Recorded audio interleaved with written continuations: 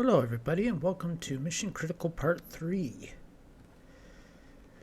Alright, so last time when we visited Mission Critical, I made a big problem at the very end of the game. I accidentally hit a wrong key, which put me onto my Be Right Back screen, so you didn't see anything was going on.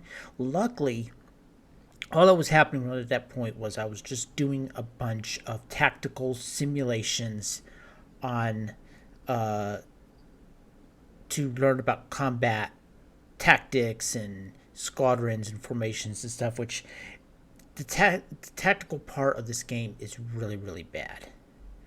It's very convoluted. It's way too fast paced. So I just put it easy to the computer simulate it, which you pretty much always win, except for maybe you have to do a few little things like keep at least a few drones behind by the Lexington to protect it from other drones that might try to come around the planet and stuff like that. It's not really that big of an issue that you guys didn't see that. I am still sorry that happened. So I hope that didn't destroy your viewing of it, but we are now going to be getting into the really big plot twist in this game, and I am really excited about this because we might finish it today. I'm not sure. We might finish Mission Critical today, though, because of the fact of what we're going to be doing. There's going to be a lot more dialogue and stuff too, so it might be we might be another stream after this. But as of right now, we will begin Mission Critical Part 3, and we'll see. We're finally going to be going down to Persephone and trying to figure out what Pandora is. So let me go ahead and bring up the game. I'll just cut through the intro since we've already seen that. And we'll restore where I left off. Okay, so we finished all the simulations. Now, we can't just go down to Persephone yet, because we heard there was reinforcements of the UN drones coming in. UN destroyers and some frigates are coming in. So, since I already saved it, I will push Z.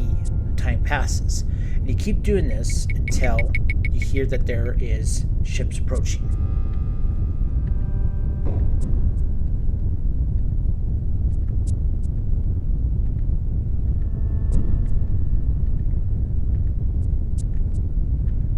Attention, enemy contacts are inbound to our position. And then we use the tactical console. I'm still going to keep it on easy because I just don't like doing the combat in this. The computer is giving you enough warnings so that you have enough time to prepare for combat. You spend a few final anxious moments waiting for the enemy ships to come within effective range of the Lexington. When they do, you jack into the hype telecom system. Alright, computer control activated. And we will just use the drone selection. Deploying. And then we'll take Alpha. In formation. Bravo. Disengaging. All enemy drones have been destroyed. Capture ships. Heavy target enemy ships have been destroyed. But we get some some cinematics out of this.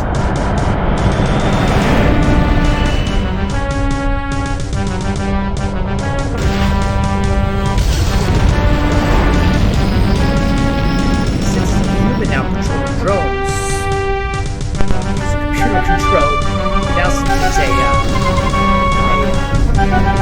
controlling drones, they're able to do combat that can use pieces.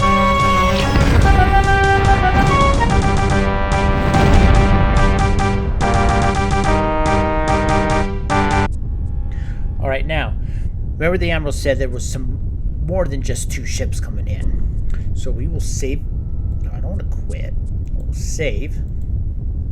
I'm just so used to always pushing escape to bring up like a console for saving and all that. That's just it's not available anymore. That's not in this game. This is an older game, so Alright, we overrode that. Alright, so let's Let's wait some more time.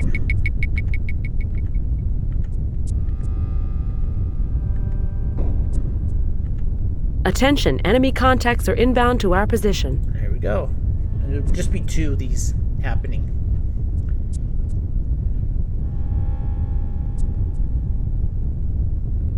And it's the exact same thing about them coming in. Okay, so there's battleship. And so far nothing else is coming in, but we will continue. Let me just double check one more thing real quick. I just want to make sure that I am not getting myself up for failure by forgetting exactly how many times you gotta wait.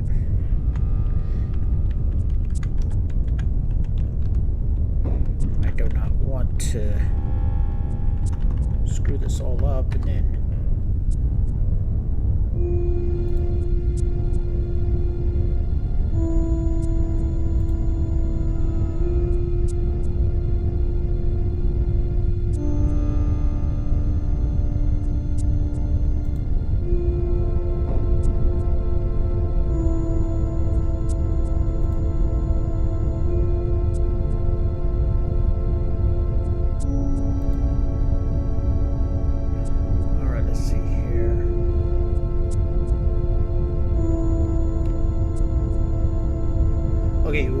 encounter 2 actual fights with UN ships. First one will come in 75 minutes, second one in 50. So we've done that advance. The wait time is like 5 minutes.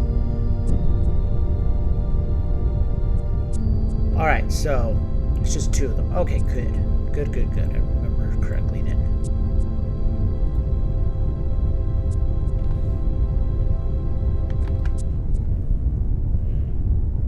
Alright. Deploying Alpha. In formation. Bravo. In formation.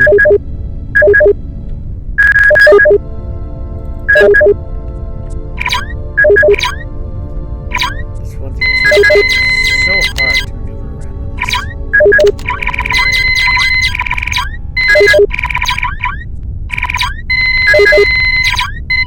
Heavy target destroyed.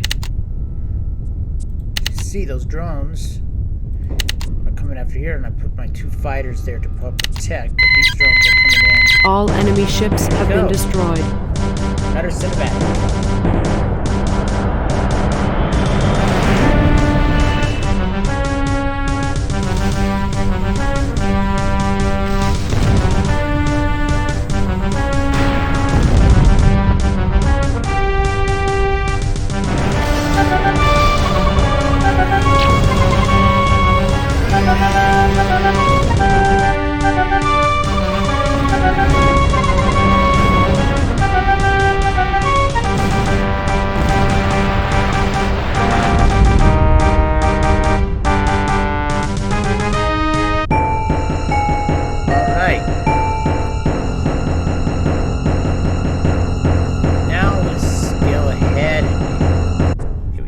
From the interface, and now we are going to head. First, we gotta go to navigations.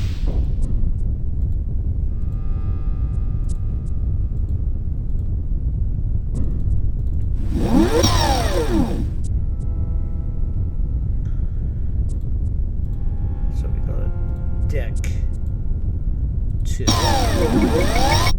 We've got to connect our uplink up to the Jericho. Deck 2. So we'll tell it to bring the lantern over.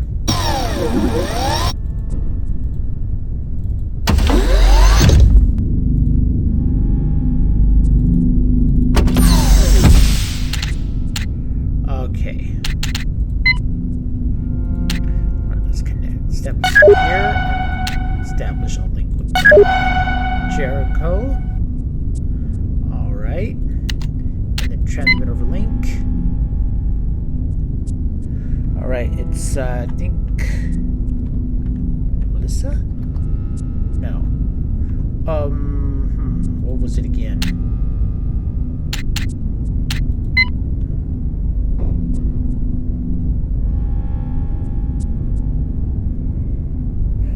trying to remember what that was. I think it was Jacob's ladder, but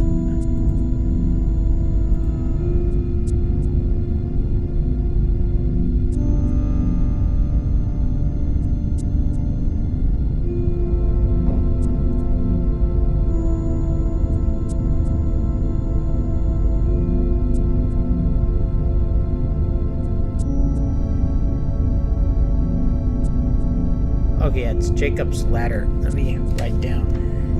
I write that because it's another thing. Not only my pronunciation sometimes can be pretty bad, but my spelling is even worse.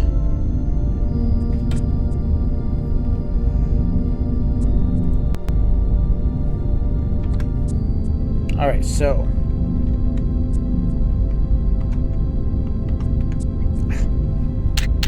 Come on.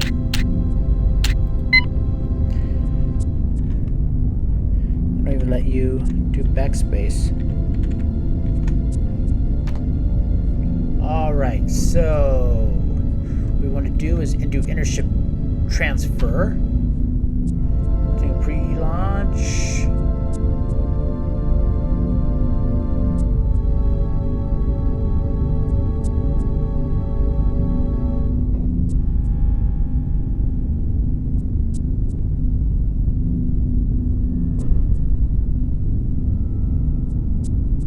Okay, so now it's deployed, but it's not going to come to Lexington yet because we do not have the homing beacon. This is now holding 1,000 meters from USS Jericho, waiting homing beacon activation. So now we got to go down the hangar bay.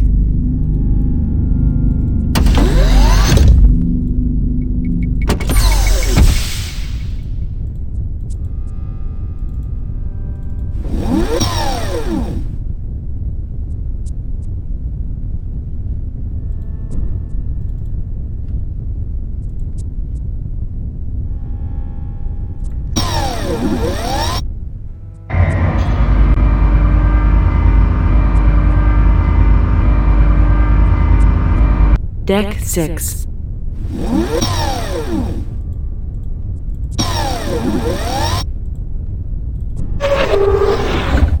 All right, now we go to here. The bay's open and everything, so we'll activate this. And there's the lander coming on in.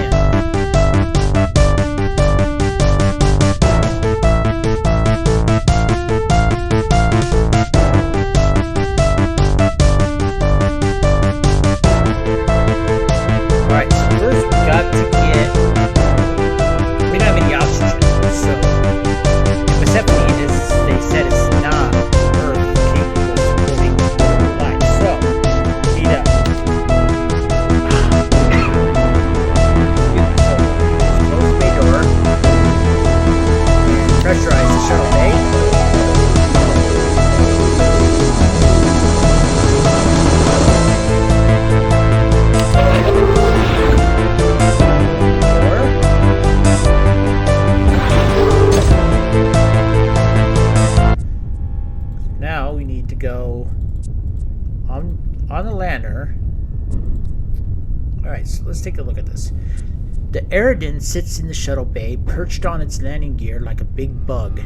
The lander is a squat, ugly lift body with bulky, angular lines that are a far cry from the graceful shapes of most atmosphere-capable SSTO craft. Alright, so let's go ahead and go up inside here. This is the lander's cargo compartment. It looks like it has been configured for science operations. The rows of modular cabinets and storage units must house the instruments and equipment for the science team.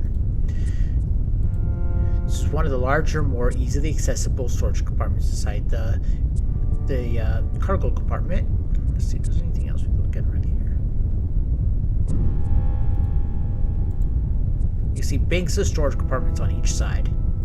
Alright, well, let's open up these and see if there's anything we can do here. So it's a wire spool and gas cartridge. A spool of black wire sits inside the storage cabinet. Take this. This is a cylinder cartridge of some kind. Oh, we'll take that too. These compartments appear to be securely locked. about this one up here? You already have everything you needed from this compartment. The compartment is empty. Can we open up these? Yeah, we can here. Probe launcher. So it's like, this looks for all the world like a shoulder-fired anti-aircraft or anti-tank missile launcher. Take that. That might be useful. Seismic Probe.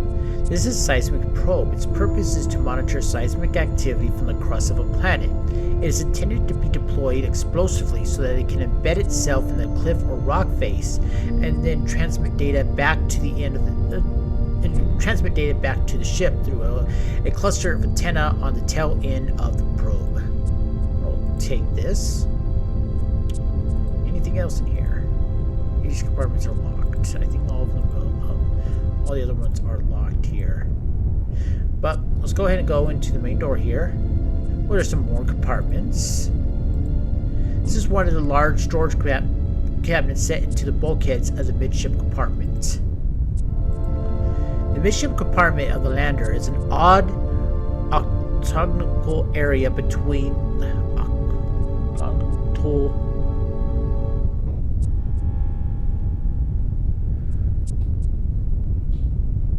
You mean the music when the ship was landing?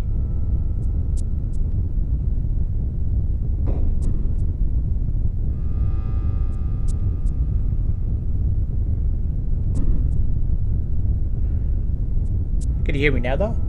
Am I coming in pretty good now, though? Okay. Alright, so, okay, the midship compartment of the lander is an odd octagonal area between the cargo compartment and the flight deck. You surmise that this area is used for equipment and consumable storage for the lander and its crew. So let's go and take a look in these. So we have now oxygen tanks. This is a storage area for the Sioux oxygen tanks. Several tanks are stowed in the rows inside the cabinet. Now we finally have more oxygen tanks. Let's go ahead and take two of them with us for right now. And there's even more. It's just both sides, just oxygen. Alright, this is the flight deck of the planetary lander. Two Concorde seats face flight. Two contoured seats face flight controls in the curved windows of the lander bubble cockpit. These are the flight controls for the Ardennes. Now, normally when we would have been leaving, there would have been someone in the control room that would depressurize and open the bay doors, but we don't have anyone else to help us with that. And since it's not the lander for the Lexington, it has no way of doing it itself. So we got to depressurize and open the bay doors. That's why we needed to come in here real quick and grab that oxygen. So this way, put this on. So much stuff now in my inventory. Attach oxygen tank. Attach the tank to the suit oxygen feeds and then tuck the tank inside the suit. It's probably an uncomfortable feeling. Alright, let's put on the helmet. Oh, you can't put on the... So this whole time I'm still wearing the headset.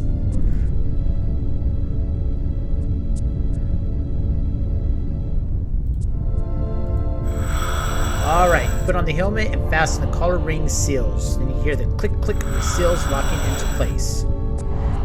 You know that you are now on suit oxygen and are ready to perform an EVA. Alright, so let's first close this door. Alright, depressurize the shuttle bay. Start depressurizing the control room. Open the shuttle bay doors.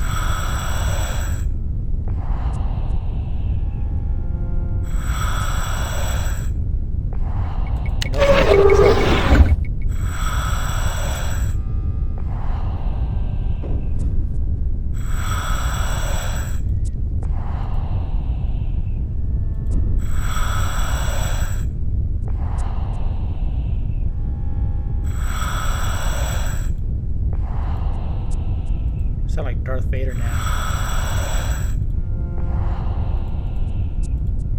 Alright, now we can use these controls. You engage the lander's autopilot and it begins scrolling through the pre-flight checklist items. The lander has finally finished its checklist. You go back inside the Lexington long enough to compose a quick message describing the events to date. The message is to be left looping on the ship's computer in case you don't make it back. As you record the message, you can't help but think that fate has caught up with you after all. It's your turn to leave the message for those that will follow.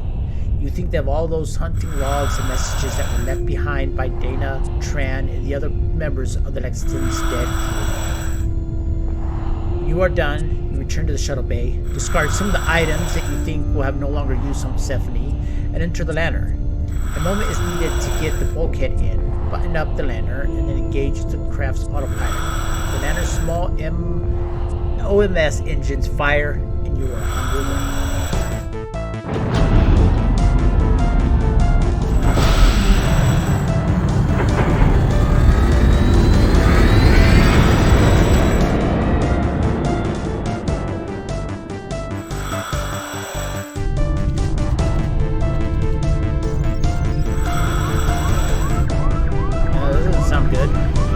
Oh crap.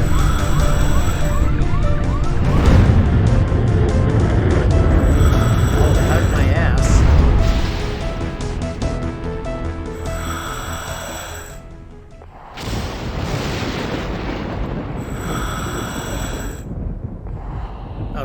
I can't look outside at the storm, but it says the lantern has a sort of bubble canopy arrangement in the front that reminds you of an ancient World War II B-29 bomber. Alright, so it looks like we crash landed. Oh yeah, we did. The wreck of the lander is a sad sight. The sturdy little ship is canted to the end of a long ferrule. It plowed through the ice and rock when it hit the surface of Persephone.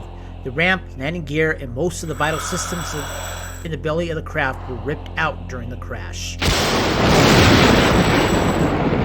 The sky overhead is a seething, rolling mass of brown and gray clouds lit from inside by flashes of lightning. You can hear the crackle and hiss of the continuous electrical storm through your suit mics. Looks like we fragments here. The belly of the lantern seemed to have been shredded in impact. A number of shards of hull metal are littered around the impact sites. I'll just take some of that. You always never know when you might need some metal shards. Take a few pieces of shredded pieces of metal. You have plenty of metal fragments. Okay, fine. The ground is covered with seamlessly endless drifts of dirty snow.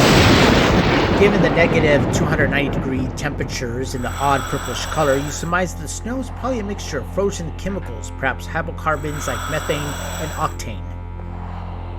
Nice, so you don't want to eat this snow. Or you say don't eat yellow snow, but you try also purple snow too.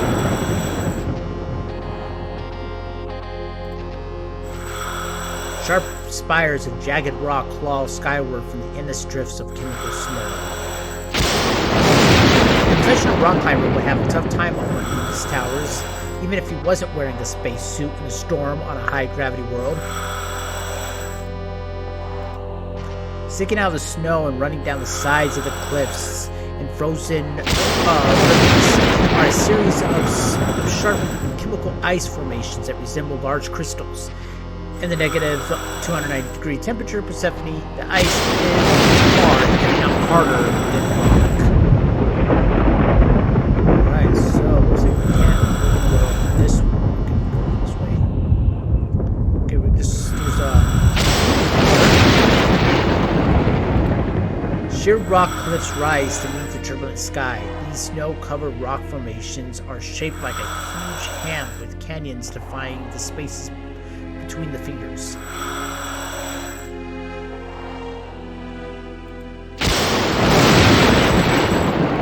Persephone is a harsh road. You're wading through hydrocarbon snow and slush under a sky filled with crackling electrical storms. The only landscape features are jagged rock spires that look like the teeth of some prehistoric monster. like we can't venture any further that way.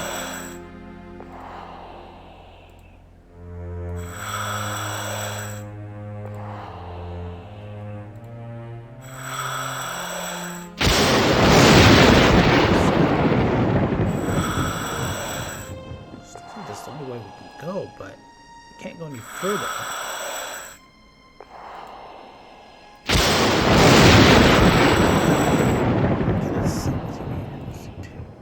Scoop up the glove full of chemical snow and let it dribble back down. So where am I supposed to go now?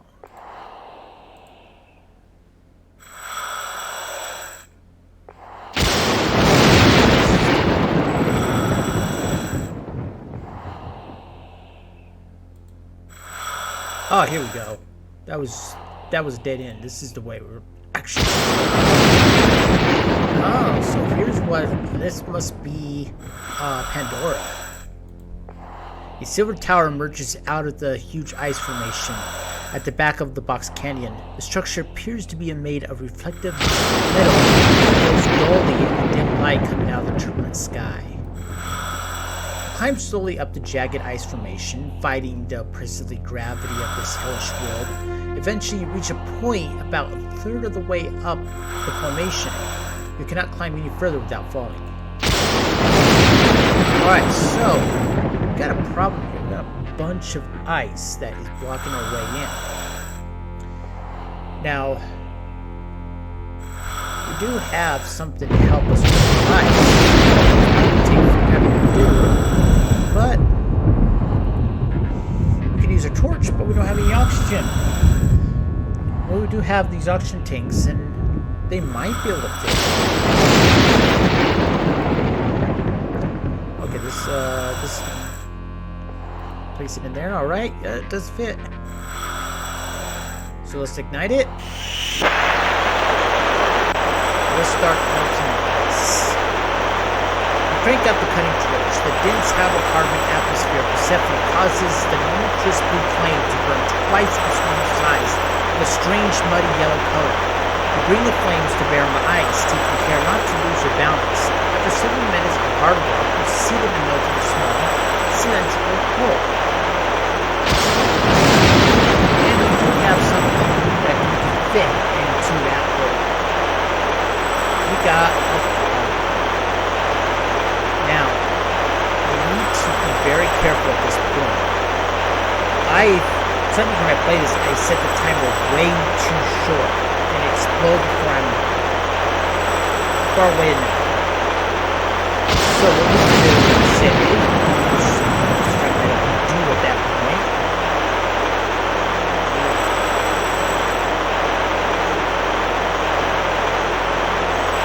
Alright, so we will set this.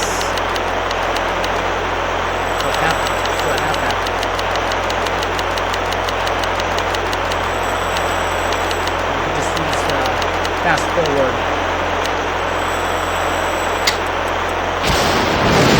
Alright, start right back down the ice formation, taking care not to go fast lest you fall in the heavy ground. Oh, the pilot antenna torch times out and the torch extinguishes itself. I'll have to turn that off. Let's go all the way back to the lantern, and then wait.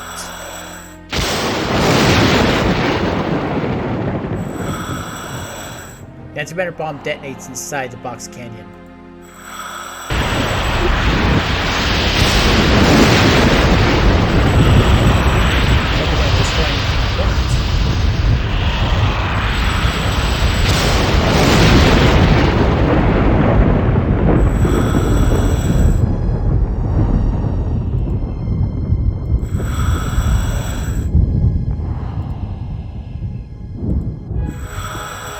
The tunnel ends abruptly in a large cavern dug out of the rock of the planetary crust. You are standing in the edge of a sharp drop-off, looking into a vast square stone cathedral that must have been thousands of meters on each side. Wow.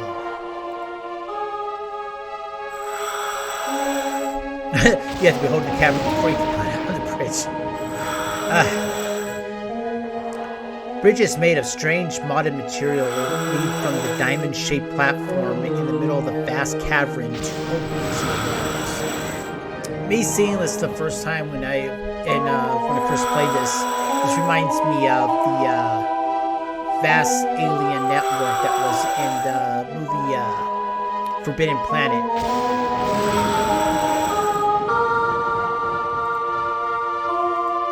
A raised diamond-shaped platform emerges from the intersection of the four bridges that converge in the center of the cavern. It is made of darker material than the bridges. Alright, so we need to get over there. We have no way of getting to that bridge. But we did grab some stuff from the lantern that will help us get across. We got a probe, launcher, gas cartridge, and wire spool. Well, first, we want to put the gas cartridge into the launcher. The cartridge fits neatly into the slot in the back of the launcher. The Seismic Probe, the wire spool. You strip the rubber-like insulation from the end of the wire so that you have 10 centimeter length of the thin, interwoven strands underneath. You thread these strands through the metal fitting and antenna on the back of the Seismic Probe. When you're done, the wire is securely attached to the probe. Put the probe into the launcher. Insert the Seismic Probe into the launcher tail first, taking care not to tangle the wire that is attached to the back of the probe. And now, let's go ahead and shoot this guy over the bridge. You line up the sights of the probe launcher with the bridge structure across the chasm, and then decide to aim high in order to compensate for the heavy gravity. With some trepidation, you pull the trigger.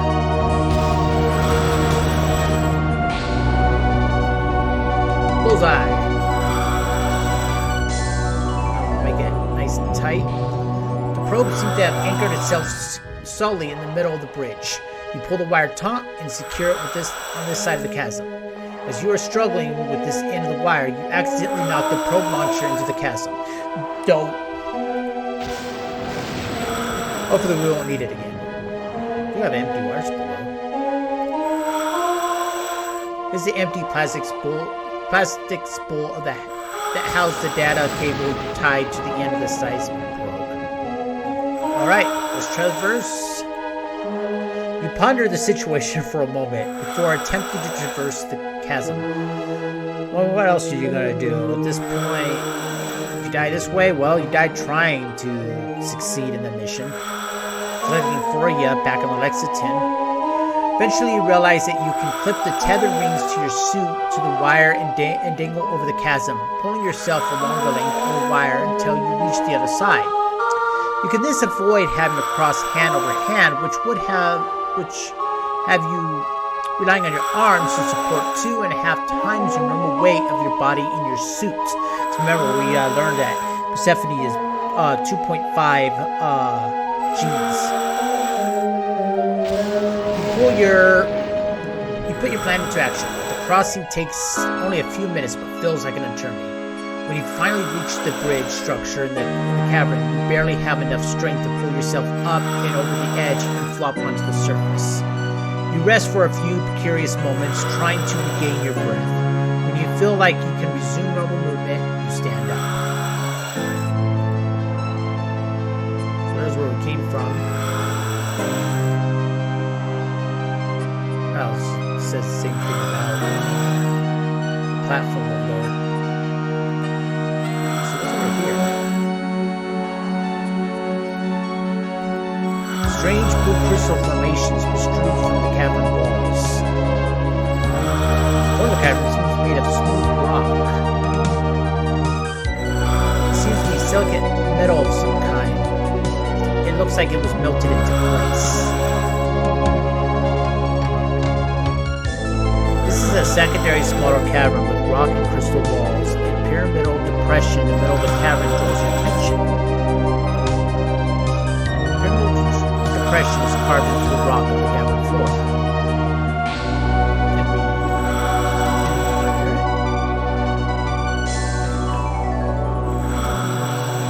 Can we hear it? The cavern is lined with bands of rock and blue crystal. The floor that you are currently standing on is actually an elevated surface. You are surrounded by a moat of what looks like solid, glassy looking substance. You're now inside the pyramidal depression. The depression has smooth walls that gently slope up to the cavern floor above. In the middle, there's a platform of some kind. This is a platform made of lighter, modded blue-gray mineral. An octagon block of ochre-colored mineral is anchored into the platform. This is an octagonal block of ochre-colored substance. Upon close examination, you see that the ochre material is a combination of different elements in a crystalline matrix. We never used our scanner yet, and this was meant to be used down here, so let's go ahead and start doing some scanning of some stuff. Alright, false color illuminated and enhanced. Interesting. I don't know what it means, but it's interesting. The scanner displays a computer-enhanced image of the mineral that you are scanning on the tiny screen. This is a mix of complex molecules and irregular structure, almost like an inert storage matrix. Can we take it? The ochre block is anchored to the platform. You tug hard on the block, but it's held in place by a force generated by the platform. Alright, well, what do we can do right now with that? Let's go to that platform we saw in the middle of this bridge area here. Looks like we got some other rooms over there, and there too. Alright, so let's go right. And I guess I can't. Go forward that way, and I can't go that way. Let's go forward.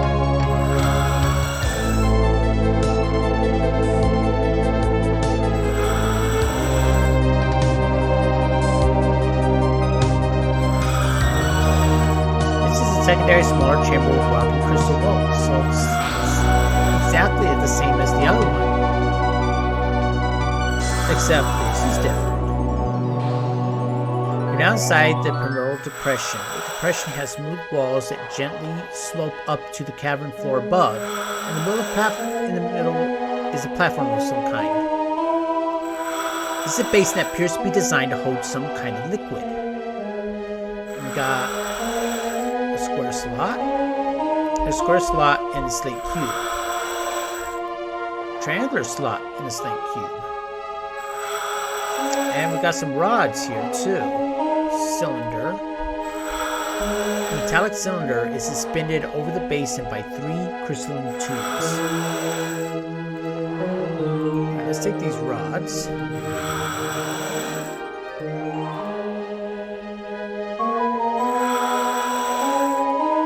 This is a rod about 30 centimeters long made of glowing yellow crystal.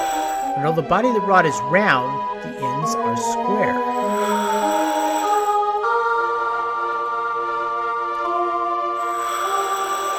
This is a rod about 30 centimeters long made of glowing blue crystal. And although the body of the rod is round, the ends are square. Well, can we put them on this?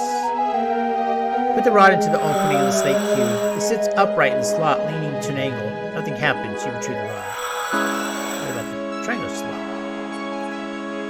Put the rod in the opening of the slate cube. Oh, okay, so it doesn't do anything there.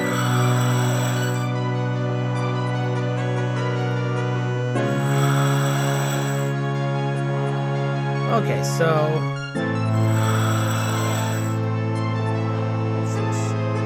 slot. This is a square slot about a centimeter across, and these are about a centimeter long. And with the yellow crystal back in the slot where it originally found it, the rod fits perfectly, but nothing seems happening to it. Okay, so that's where they were originally sitting. Okay.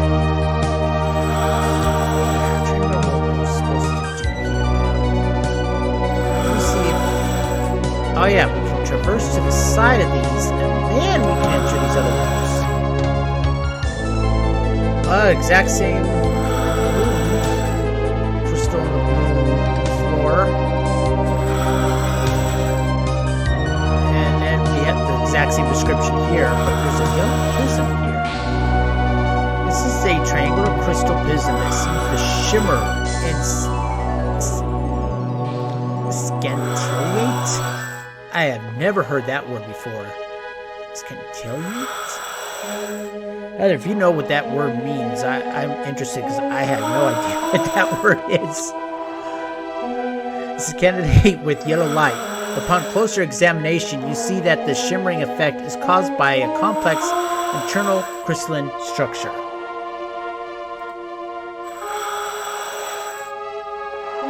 Let's go ahead and give it a scan.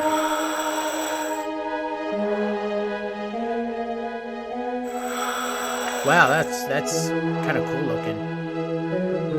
Looks like a rainbow. The scanner displays a complex enhanced image of the mineral that you are scanning on a tiny screen. Fascinating. The mineral has a highly complex molecular structure, almost like a form of DNA. Oh, this is yellow. Got a yellow rod. And there's a square slot. The square slot about a centimeter across. You gently insert the glowing yellow crystal rod into the slot of the platform. There's a low popping sound as a field of some kind has been broken. And now we can lift the yellow prism out. We lift the prism off the platform and meet no resistance at all. The yellow key must have broken a bond of some kind between the prism and the platform. Perhaps the key held an electrical charge which neutralized the bond. Okay, so it means sparkling. Okay.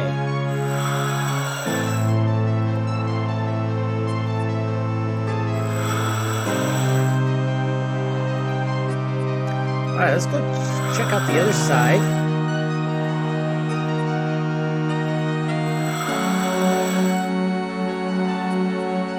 Oh wait, this is the one and with everything looking exactly the same, it's hard to know exactly where I am actually at.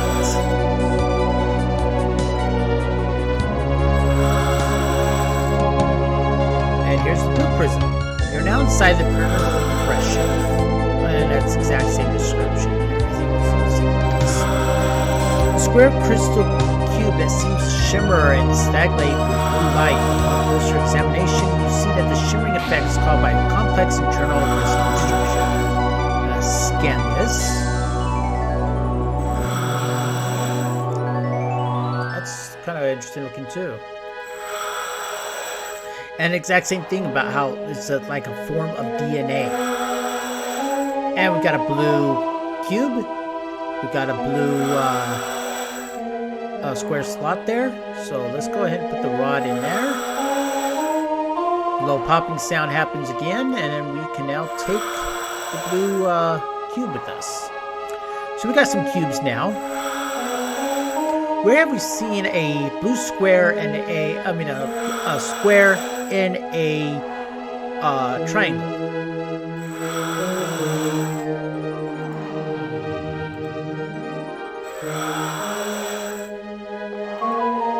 Oh, sparkling could also mean very bright too. Okay.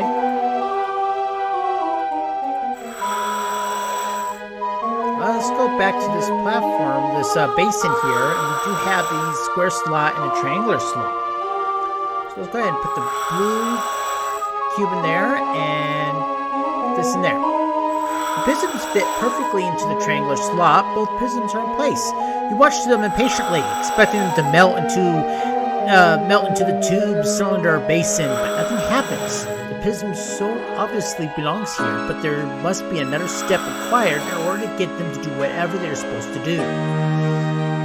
There was a little hint in that, expecting them to melt. We do have something to help things melt.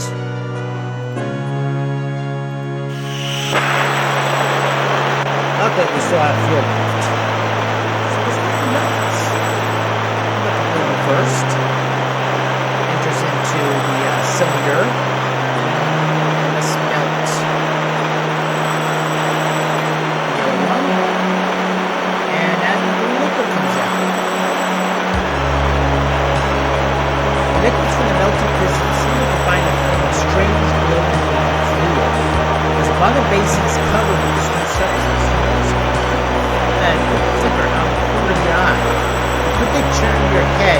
barely discernible flash of light race up the sides of the compression. The phenomenon is echoed by the crystal walls of the cavern around it.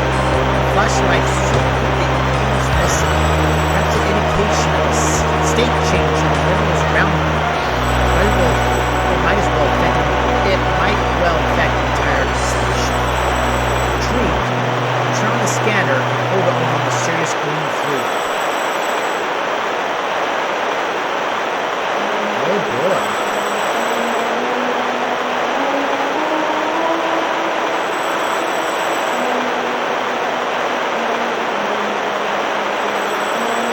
Okay. The green fluid is composed of molecule-sized blobs. These blobs are active, moving, almost seem to be alive. The blue and yellow pistons must have been the chemical components for these blobs in stasis. When the components combined, the result was the creation of these tiny nano machines. You can't hear me well over the game? No? Check this out. Let me check the volume here. Let me turn down the music a little bit. And the sound just a little bit too. How's that sound?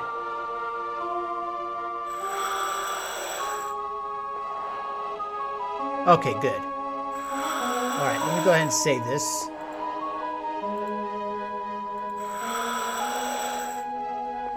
Alright. So there's nanomachines in here now. There's millions of them in there, but they don't seem to be doing anything else at the moment. But remember, they said that light shot up. And it might affect the whole structure. There's one more room where we had something that we couldn't access. Which was in the first room we entered. Maybe that light allowed the field holding this to go away. You take the alkyr block from the platform. There's no resistance at all. The force that held the block on the platform seems to have been completely nullified. Well, since that looks like that was only supposed to be unlocked when somebody melted the two chemicals into that basin. So maybe we're supposed to give this block into the basin itself. Maybe some kind of food or something.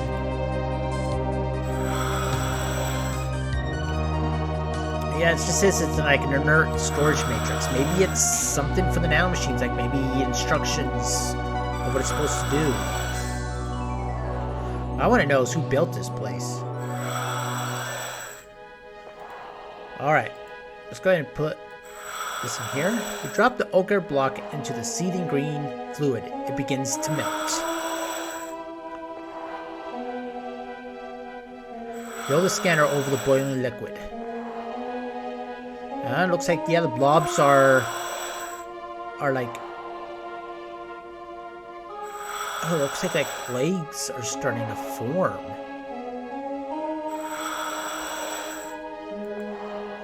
The first generation nanomachines are using the raw material of the ochre block to build millions of larger, more complex micromachines. Now it's seething and boiling, and they're all active. Yeah, they look like little ants. But yeah, they're moving. They're alive. It says, the basin is seething with tiny ant-like micro-machines. They are frantically scurrying around the basin as if urgently looking for something. Perhaps they need raw material for the next generation of machines. Maybe metal? You drop the metal fragments into the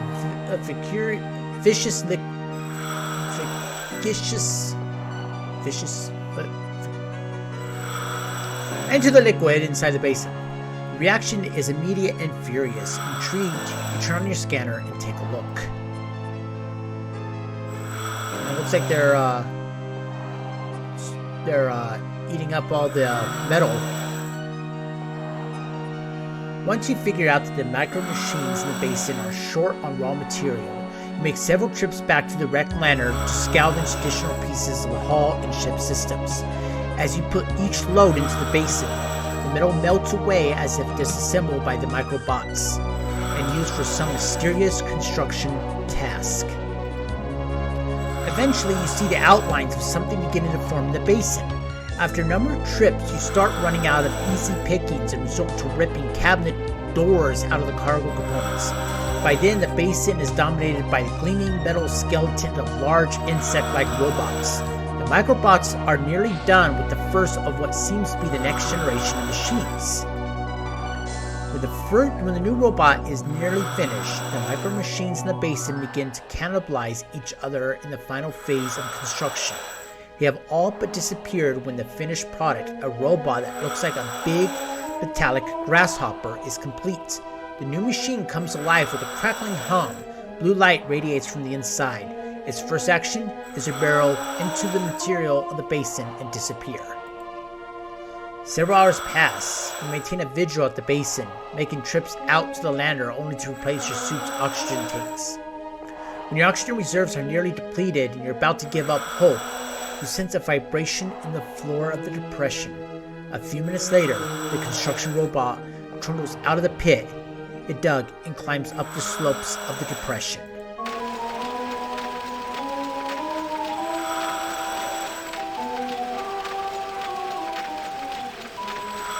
A few seconds later, another robot just like it emerges from the pit and trundles up the slope and out through the tunnel entrance. A third follows, and then a fourth, and a fifth. You realize the first robot spent those endless hours replicating itself from the ore deposited under the cavern floor. The intention of the builders must have been to have the micro machines in the basin use the ore under the cavern floor to build the largest of the construction robots. Perhaps the composition of the slate material in the basin changed over time and prevented these tiny machines from tunneling their way down. In any case, it seems endless streams of robots now march to and from the pit.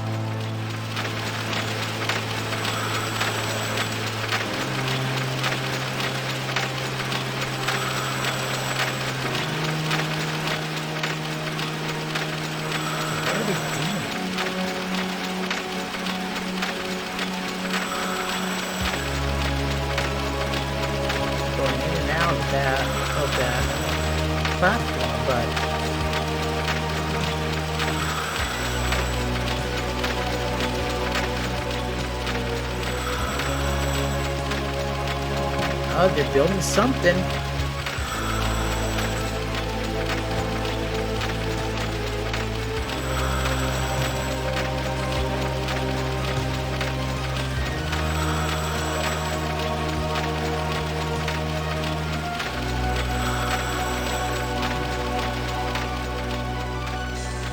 The builders of this installation must have had no complex machine can survive the ravages of time. They coded the designs and plans for the installation machines inside a form of chemical DNA. This DNA has the advantages of being stable over time and redundant. There must have been millions of individual molecules in the prisms that you used to kick off the activation sequence. What I really want to know is who built this and why. Why did they build it this way? Why did they build it to stand for time? Maybe it was the alien race dying off and they wanted to make sure there was something left behind that people can find later on, and if they're smart enough that they would be able to know how to activate these machines. And what did it build in the middle of that platform? It just looks like some kind of tower with some light coming out of it. These secrets must have weight for those that follow you. You are running out of time. Your attention is focused on one machine in particular, the centerpiece of the installation. The robots have built something that looks suspiciously like a portal of some kind in the middle of the largest cavern. It might be a gateway, a transportation device intended to convey the discoverers of the installation to its builders. You pray for deliverance, You run down the ends of the bridge towards the platform, towards the beams of hard blue light.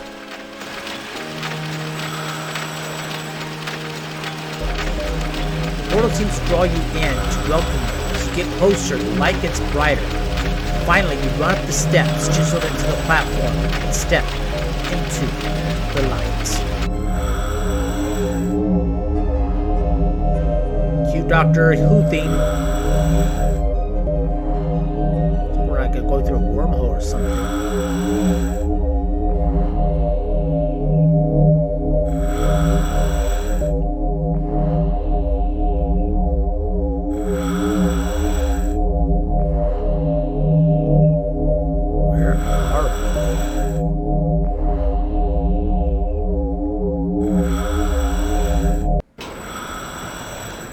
Journey ends in a shearing, brilliant white flash. Materialize back in the physical world with a cone of perfect vacuum. Air rushes in to fill the vacuum with a pop at the same time you are dropped on your head. You peer out of nowhere in the point 2 meters off the ground. Stunned, you try to get your bearings. You are definitely not on Persephone anymore, and you're inside some kind of structure surrounded by wreckage. You can see burning orange and red clouds rolling outside an open door. Slowly, you get to your feet. Closing your eyes and taking a last breath of stale suit air, you crank the seals on your helmet and hold your breath as long as you can and then let it out.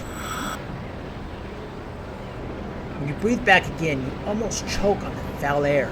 The good news is that it's just a bad smell. The air actually seems to be breathable. What are the odds that the builders came from an Earth-type world? 1,000,001? For a tiny moment, you feel incredibly lucky. Then again, you may have been stuck on an alien world light years from Earth, your brain decaying from hype, unable to complete the mission because you have no way getting information back home. So, if this is an alien world,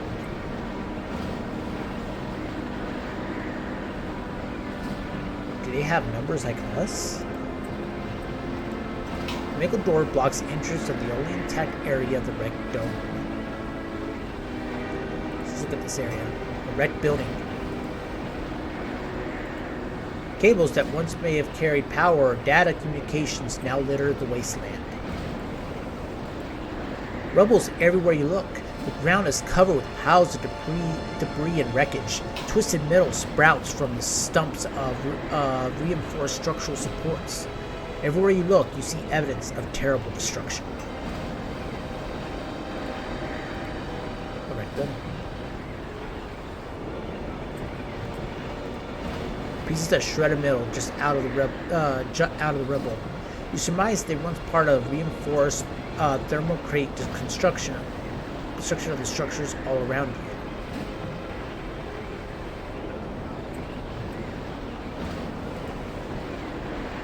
Oh boy. Wait a minute. You in. Where are we?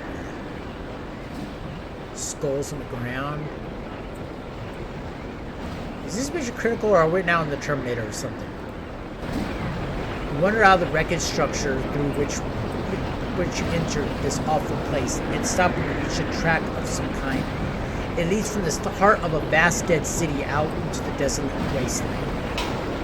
The city was obviously the scenes of a terrible battle. The hulks of what look like tanks, armored personnel carriers, and aircraft are littered around the blasted ruins of buildings, intermingled with the strangely familiar warcraft that are wrecks of weirdly organic, alien-looking machines. In spite of the biomechanical machines, this whole environment is disturbingly familiar. Not very many cities on Earth ever came close to this level of devastation, even during the worst years of the war. Still, the architecture of the buildings and the appearance of the war machines that fill in this place, it is haunting. I have a bad feeling about this. We were standing near a track which leads from a run skyline of the blasted city into the vast wasteland. The track consists of a shiny metal rail, a housing, and a concrete roadbed. All that's left of the structure is a blasted shell. The skyline of this is a terrible sight. The blasted ruins of what might have been awesome skyscrapers rise from the wreckage of a once great city.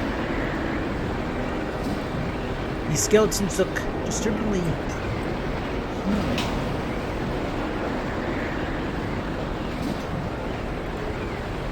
Werewolves everywhere you look. The same thing about from the other time. Let's take a look at these pylons. Angular pylons are mounted over the track at regular intervals. You surmise that the series of pylons has something to do with the workings of the transportation system that uses the rails. This appears to be a superconducting metal and ceramic rail from a maglev transportation system. Maglev systems were being deployed throughout North America before the war. This looks like an advanced version of the new systems that you saw back home. You feel nothing but the cool surface of the rail. It is devoid of any electrical current or vibration.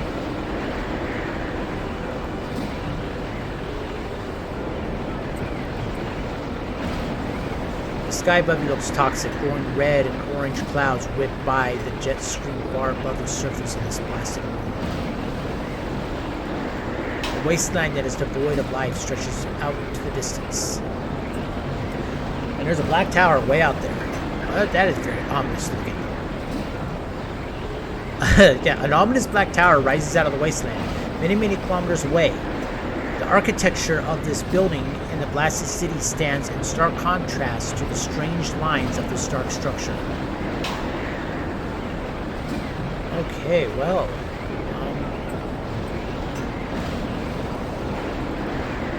can we go there?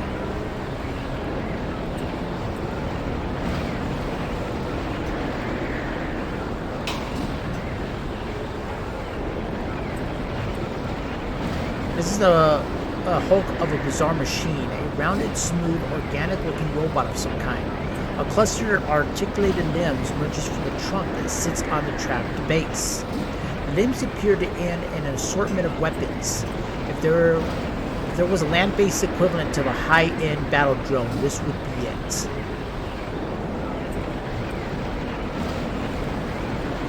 Two wrecked machines are tangled up with each other at the base of the dome structure. The machines on the bottom looks vaguely familiar, kind of like an armored personnel carrier. The machines on top is a biomechanical nightmare, a cross between a melee jellyfish and a spider.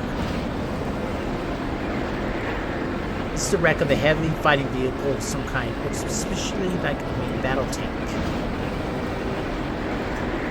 An aircraft of some kind rests on top of what looks like a tank.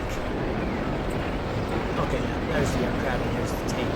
The tank has some traditional armored beetle shape with turret and main gun. Skeleton stuff. That's the one we came from.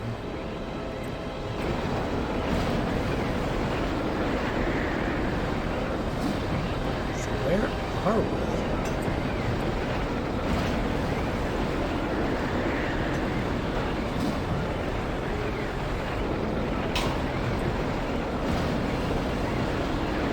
Trying to figure out where we're supposed to go. I know we're supposed to go to the towers.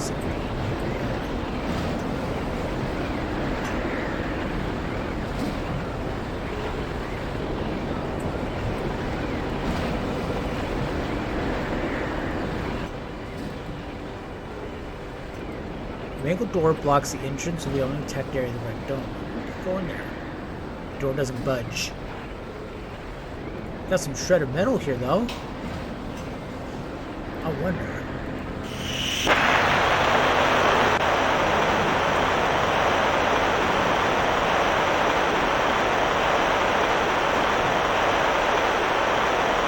Cutting torch is nearly out of ascending. You fire up the trusty torch one more time and go to work on the shredded metal. It takes a long time to cut a serviceable length up from the twisted bars. The metal is extremely tough. It would compare favorably to a para-hull alloy.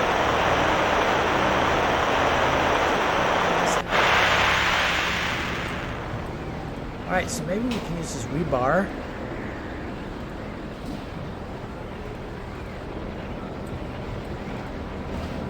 Wedge the makeshift pry bar into the space between the door and the frame and pull as hard as you can. The door bends back enough to allow you to slip by. As you enter the room, you notice a bent but colorful piece of metal on the floor. It must have been fallen off the wall. You reach down and pick it up. Welcome to Los Angeles, maglev line. So we are on Earth. This is Earth, but it can't be. The wreckage, the blasted buildings. You suspected that these were not artifacts of the same race that built the installation on Persephone. What happened? Did your voyage through the gateway create some relativistic effect? Is this Earth in the future? Why did the gateway send you here? Did the builders invade Earth while you were traveling? You feel panic and despair bubbling up inside you. This room seems to be relatively intact. Not too much of the surprise because the area is built like a bunker. A panel with two switches dominate one wall. Your attention is also drawn to a curious pile of large flat discs. This is a pile of large flat metal discs. Each disc has red and green lights that are currently not lit. Let's take a few of those with us. You drag one of the discs out of the pile. It's surprisingly large and heavy. Cargo repulsor holding area. So these might be repulsors for the maglev system, like what we would think of like car tires. And we have emergency overrides here. The power grid. Test is printed on the wall of the control room. It reads maglev emergency overrides. Induction override switch. This is a large power breaker switch linked to what is identified as the power grid by the test above it. It is currently set to off. Now let's see if power can be brought back. Snap the breaker switch on the on position. Long dormant systems come to life with a whine that escalates until its deeply resonant humming sound. You seem to restore power to the maglev system. This is a spring-loaded switch identified as the manual induction override. Switch is extended, which may imply that you have overridden automatic control of the induction fields on the maglev track. When you pull the induction switch, which actually seems more like a lever, until it's reached a fully extended position between two middle teams. I don't know what I did there, but let's see. I'll just hop in here now. Power is vibrating in time with the harmonics of the powerful magnetic induction system.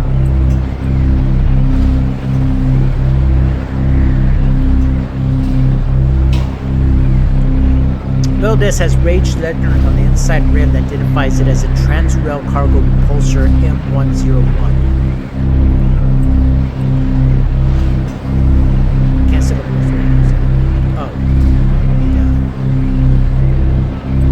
Place the middle disc on the rail. It floats strangely above the rail, repelled by the strong magnetic fields generated by the maglev system. I remember now, if we don't turn on the induction system, the rail will just shoot off into the distance. We got to make sure that it doesn't move and lose on our own power. This is being stabilized by the powerful magnetic field being generated by the maglev track. It's very stable. You sit on the disc experimentally, and it wobbles not at all. You could probably accommodate several tons of cargo without losing stability in the mag field. You get back off again. Alright, so yeah, we do have to... Now we have to pull that.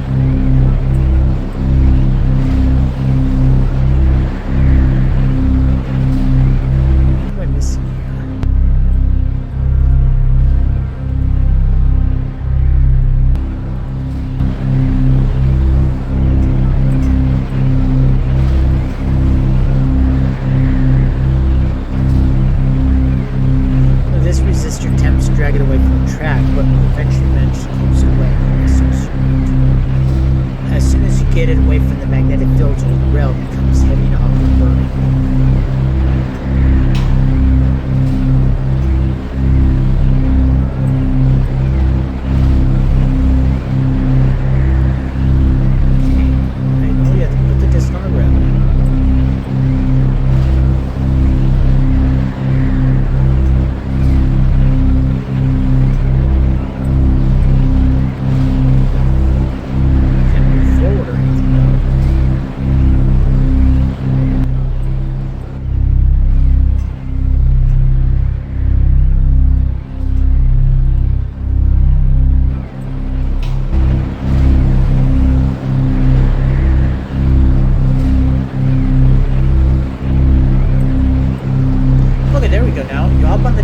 Starts moving. The disc is steady as a rock.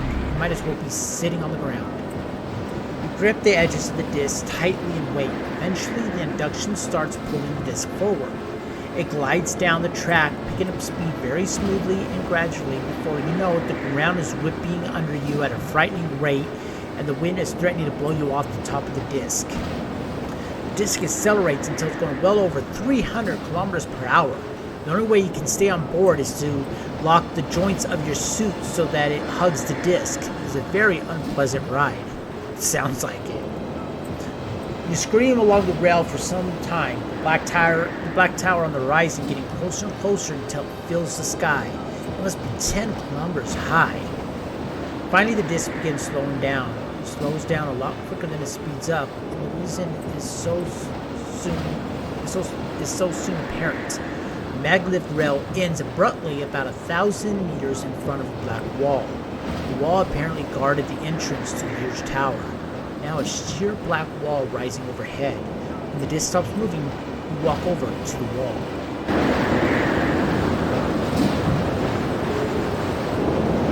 The obsidian wall that stands in front of the black tower is an imposing structure, a sheer face that perhaps 30 meters tall. The wall is severely battle-scarred and is obviously the site of some heavy fighting. This appears to be the collection of debris blasted off the wrecks of both tanks and robotic battle units.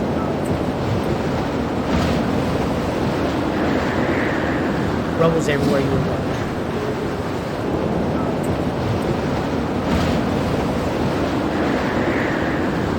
Would appear to be a lighter, less armored variant of the robotic battle units you've seen so far. This lifeless hulk of another robotic battle unit.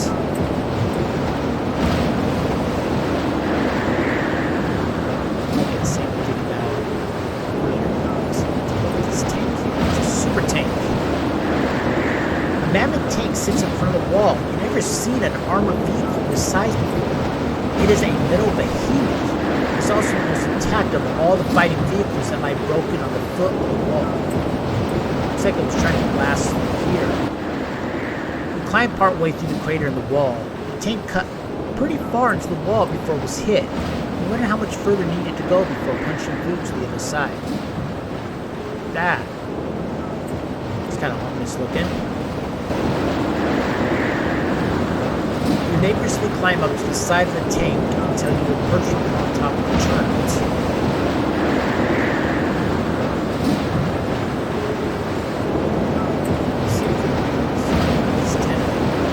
Forest of antennas sprout from the top of the super tank. You're going to open this hatch. You expect to open the mechanism for a few moments, then you try to turn what looks like an appropriate wheel on the hatch. It resists fiercely. Eventually, you manage to force it around once, straining with the effort. It takes several more revelations and a few minutes of back-breaking work, but you finally manage to open the hatch. The inside of the tank is actually claustrophobic and surprising considering the enormous bulk of the vehicle. There are seats for a gunner and a driver, each in separate little compartments, surrounded by mirrored controls and screens. The skeleton of the crew are mouldering where they were killed, apparently by a radiation weapon of some kind. There's no visible blast or fire damage, only the mostly intact remains of the driver and gunner. The driver's skull is devoid of flesh. A A tattered uniform vest sits apart the driver's skeleton. Can we take the vest? It wouldn't be much of a prize. The driver's seat faces a myriad of controls and displays.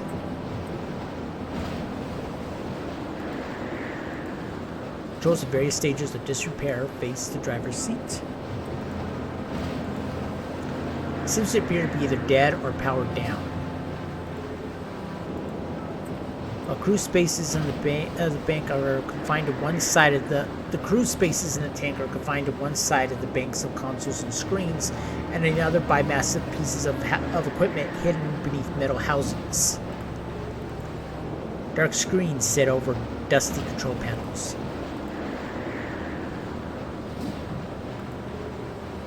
It looks like this is the gunner's seat. Oh, no, this is probably the driver's seat. Tank gunner ribcage. Okay, so this is the gunner. This is the tank gunner skull.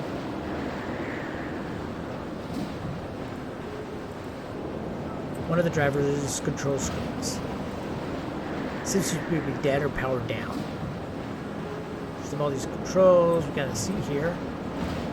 You sit briefly in the seat facing displays. For an awful second, you think you're reliving the battle that killed a crew in this vehicle. You jump up, your heart racing. We have a switch here. A red breaker switch is predominantly mounted on one of the consoles.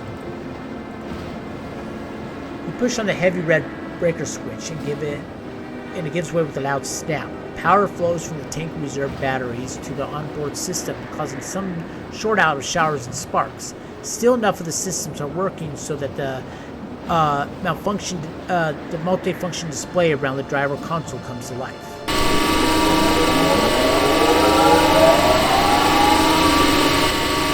System breakers must have been tripped by the blast that killed the crew. Enough of the core electronics was preserved to allow a restart. The tank's drive system appears to be down. The tank is immobile and is going to work anytime soon. So we have here a target reticle. The graphical image of the screen of the interface for the tank's targeting system. The main gun is locked on the center of the wall outside. All you have to do is hit the fire button. The batteries and capacitors discharge at the maximum possible rate short of an uncontrolled explosion. The huge particle beam cannon comes to life.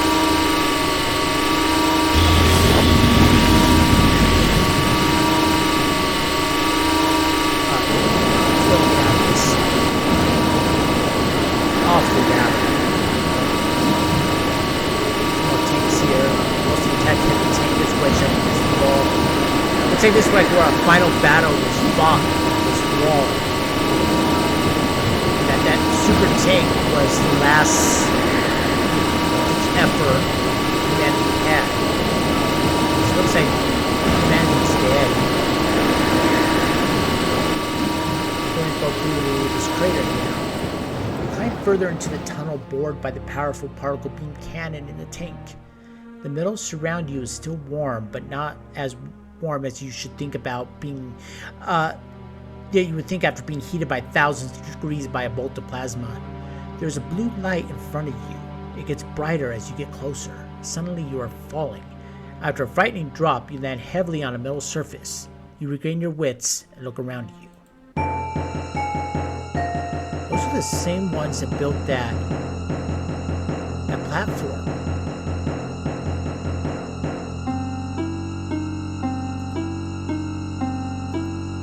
See, nothing special about the intersection.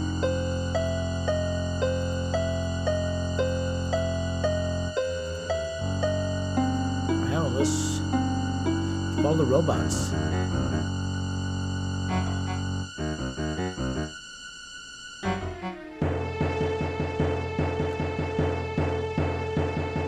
Section.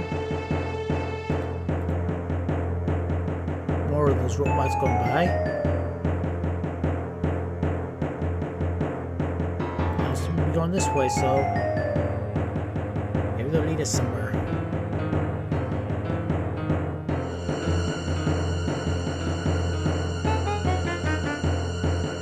Yet another intersection.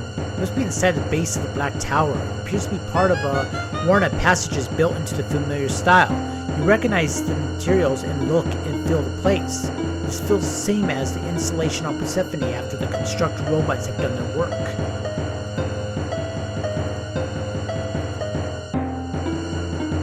Alright, well, let's continue following them.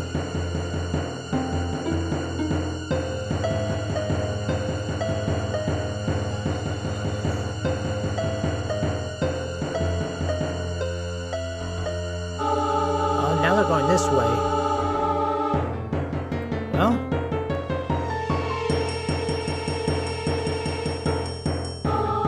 they seem to be ignoring me, though. They don't seem to be doing anything on me, though.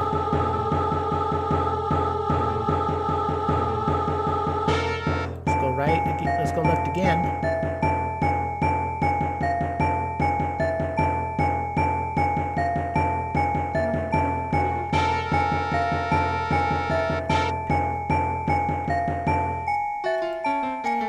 Go left.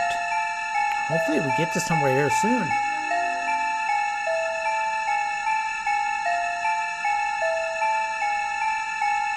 Another intersection. Yeah, let's go right. I don't think we're going in circles because we have gone right a few times, but mostly left. Yet another one. And they're continuing to go right, so let's go right here.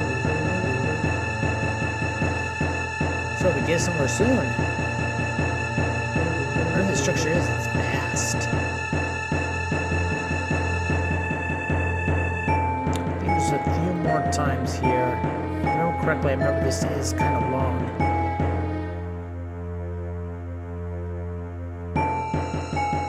There we go. Whoa. The worn passageway opens up to a huge vertical cylinder cavern. A bridge hangs over the bottomless maw below you, ending in two platforms. Glowing rings hover over each platform. The rings look like doorways. I'll save it here. Let's go to this ring here. Let's go to the left.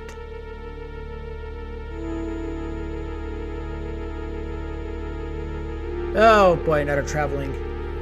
Looks like another wormhole.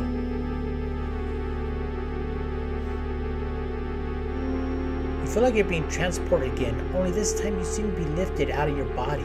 Your mind is pulled into a sensory vortex, a spinning maw filled with sight and sound. When the world reconstitutes itself, you are somewhere else. You're hanging in space in front of a large wooden door. A marble pedestal hovers to your left. A glowing goblet sits on the pedestal. A burning key is floating just to the right of the door. A golden key hangs in the space surrounded by flames. As you reach for the key, the flames surrounding it increases in intensity. It doesn't want to be touched. This is a beautifully crafted marble pedestal.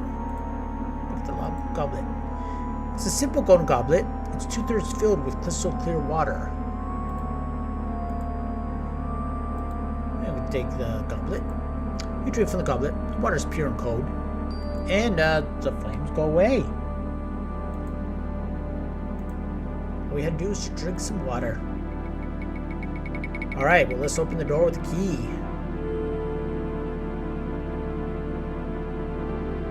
Okay. Things just keep getting stranger. You walk through the door in space, not sure what you're walking on or where you were going. And you wound up standing next to a stream surrounded by lush forest. There's no trace of the door you came through, it just disappears. Or maybe it was never there. Time and space seems distorted. A beautiful stream flows through a dense forest. The sun filters through the canopy of leaves overhead, reflecting off the ripples in the stream. A carpet of sun-dappled plants, including ferns and flowers, grows around the trunks of fallen trees. Got a deer here. A large white-tailed deer stands not far from you, its ears twitching in inquisitively. It doesn't seem to be afraid of you. A bird? A heron is perched on the edge of the stream. Oh, raccoon! A raccoon perched on one of the rocks, washing its black and white striped face with its paws. I love raccoons. Wolves and raccoons are my two favorite animals. Also cats. But for the most part, I love raccoons. I always wish I could have one as a pet. I know that's a bad thing to do, but I just really love raccoons. And what I love is about the area where I live at, my apartment complex, there's a family of raccoons that live around the lake. I currently see them sometimes late at night scurrying around. But they're just such an awesome, I think they're such an awesome creature. And very, very intelligent. The stream flows around large rocks that are covered with moss and lichen. In some places, the rocks have created deep pools of slow-moving water. A mountain stream flows through the forest, winding around large rocks and tree trunks. The sound of water is calming. I bet it does. A beautiful stream flows through a lush forest. Okay, we already did it before. We read it before. This looks like a beautiful forest, though.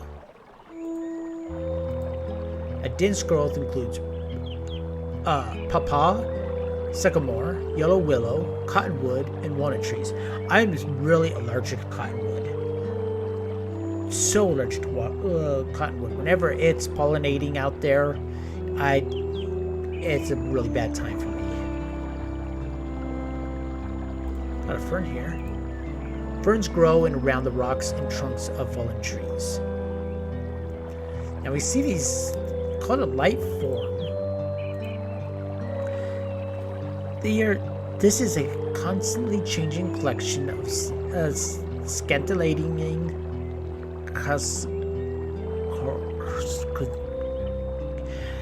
I don't know who decided to. I don't know why they put in these kind of words that I never even seen before in here. I think to make it sound kind of more intelligent or more unique, but it's just, I don't even know how to pronounce these words. Lights that fade in and fade out to create wavy effects. Can we talk to them? Greetings. Do not be afraid. Bear with us as we explain what has happened to you and what lies ahead. Okay. We are electronic life forms. In your day, you would have called us AIs, or machine intelligences. We brought you into our domain, which you might think of as a kind of virtual reality or cyberspace, by establishing a direct neural connection with you through the pathways that were created in your brain by hype. We know who you are, where you came from, and how you got here. We came by this knowledge in a way that violated your privacy in the most extreme and intimate way possible. During the initial process of communication, we mapped all of your memories, scanned the structure of your personality and consciousness, and learned about you by applying stimuli and watching your responses. We apologize for this intrusion. As you have probably surmised by now, you have come to Earth, a different Earth than you left behind when you started your voyage to Persephone. You got here by traveling through a wormhole, created by the manipulation of an artificial quantum singularity. The artifact you discovered and activated on Persephone controls that singularity, acting as a gateway through time and space. You used the gateway to travel across 150 years and millions of miles, from Persephone in 2134 to Earth in the year 2295. Oh boy. So we time traveled and traveled through a vast space, and it's more not really millions of miles. It's actually more like probably trillion of miles. If we were 64 light years away from Earth on Persephone, that is trillions of miles, not millions, trillions. Your arrival here was not an accident. You may be able to help us bring to fruition an ancient plan, a plan that may save two races and 1,000 star systems. There is a lot of information to cover before you really understand what is going on. Please ask questions and pursue the threads of inquiry in a way that will allow you to most comfortably assimilate the data. What happened to the war between the Alliance and the UN? The war officially ended when the United Nations and the Alliance signed the Washington Treaty in 2141. So the Alliance succeeded in breaking away from the UN? So the Alliance succeeded in breaking away from the UN? No. The Washington Treaty formalized the reintegration of former Alliance states into the United Nations. The Alliance suffered a total defeat at the hands of the UN. So it's all for nothing. How bad was it? At the time the Treaty of Washington was signed, the war had accounted for 2.6 billion dead and 500 million injured. Almost all of the casualties were civilians. What happened after the war? For 140 years, the United Nations was the central government authority for the human race. What was left of the Alliance nations and colonies were rebuilt soon after the war, and interstellar exploration and colonization continued on a modest scale. At its peak, the United Nations controlled 20 billion people on Earth and 20 colony worlds. So what happened? The society was essentially static and rigid. This attempt at stasis defied a fundamental force of nature. Pressure built up over time and was eventually released suddenly and violently.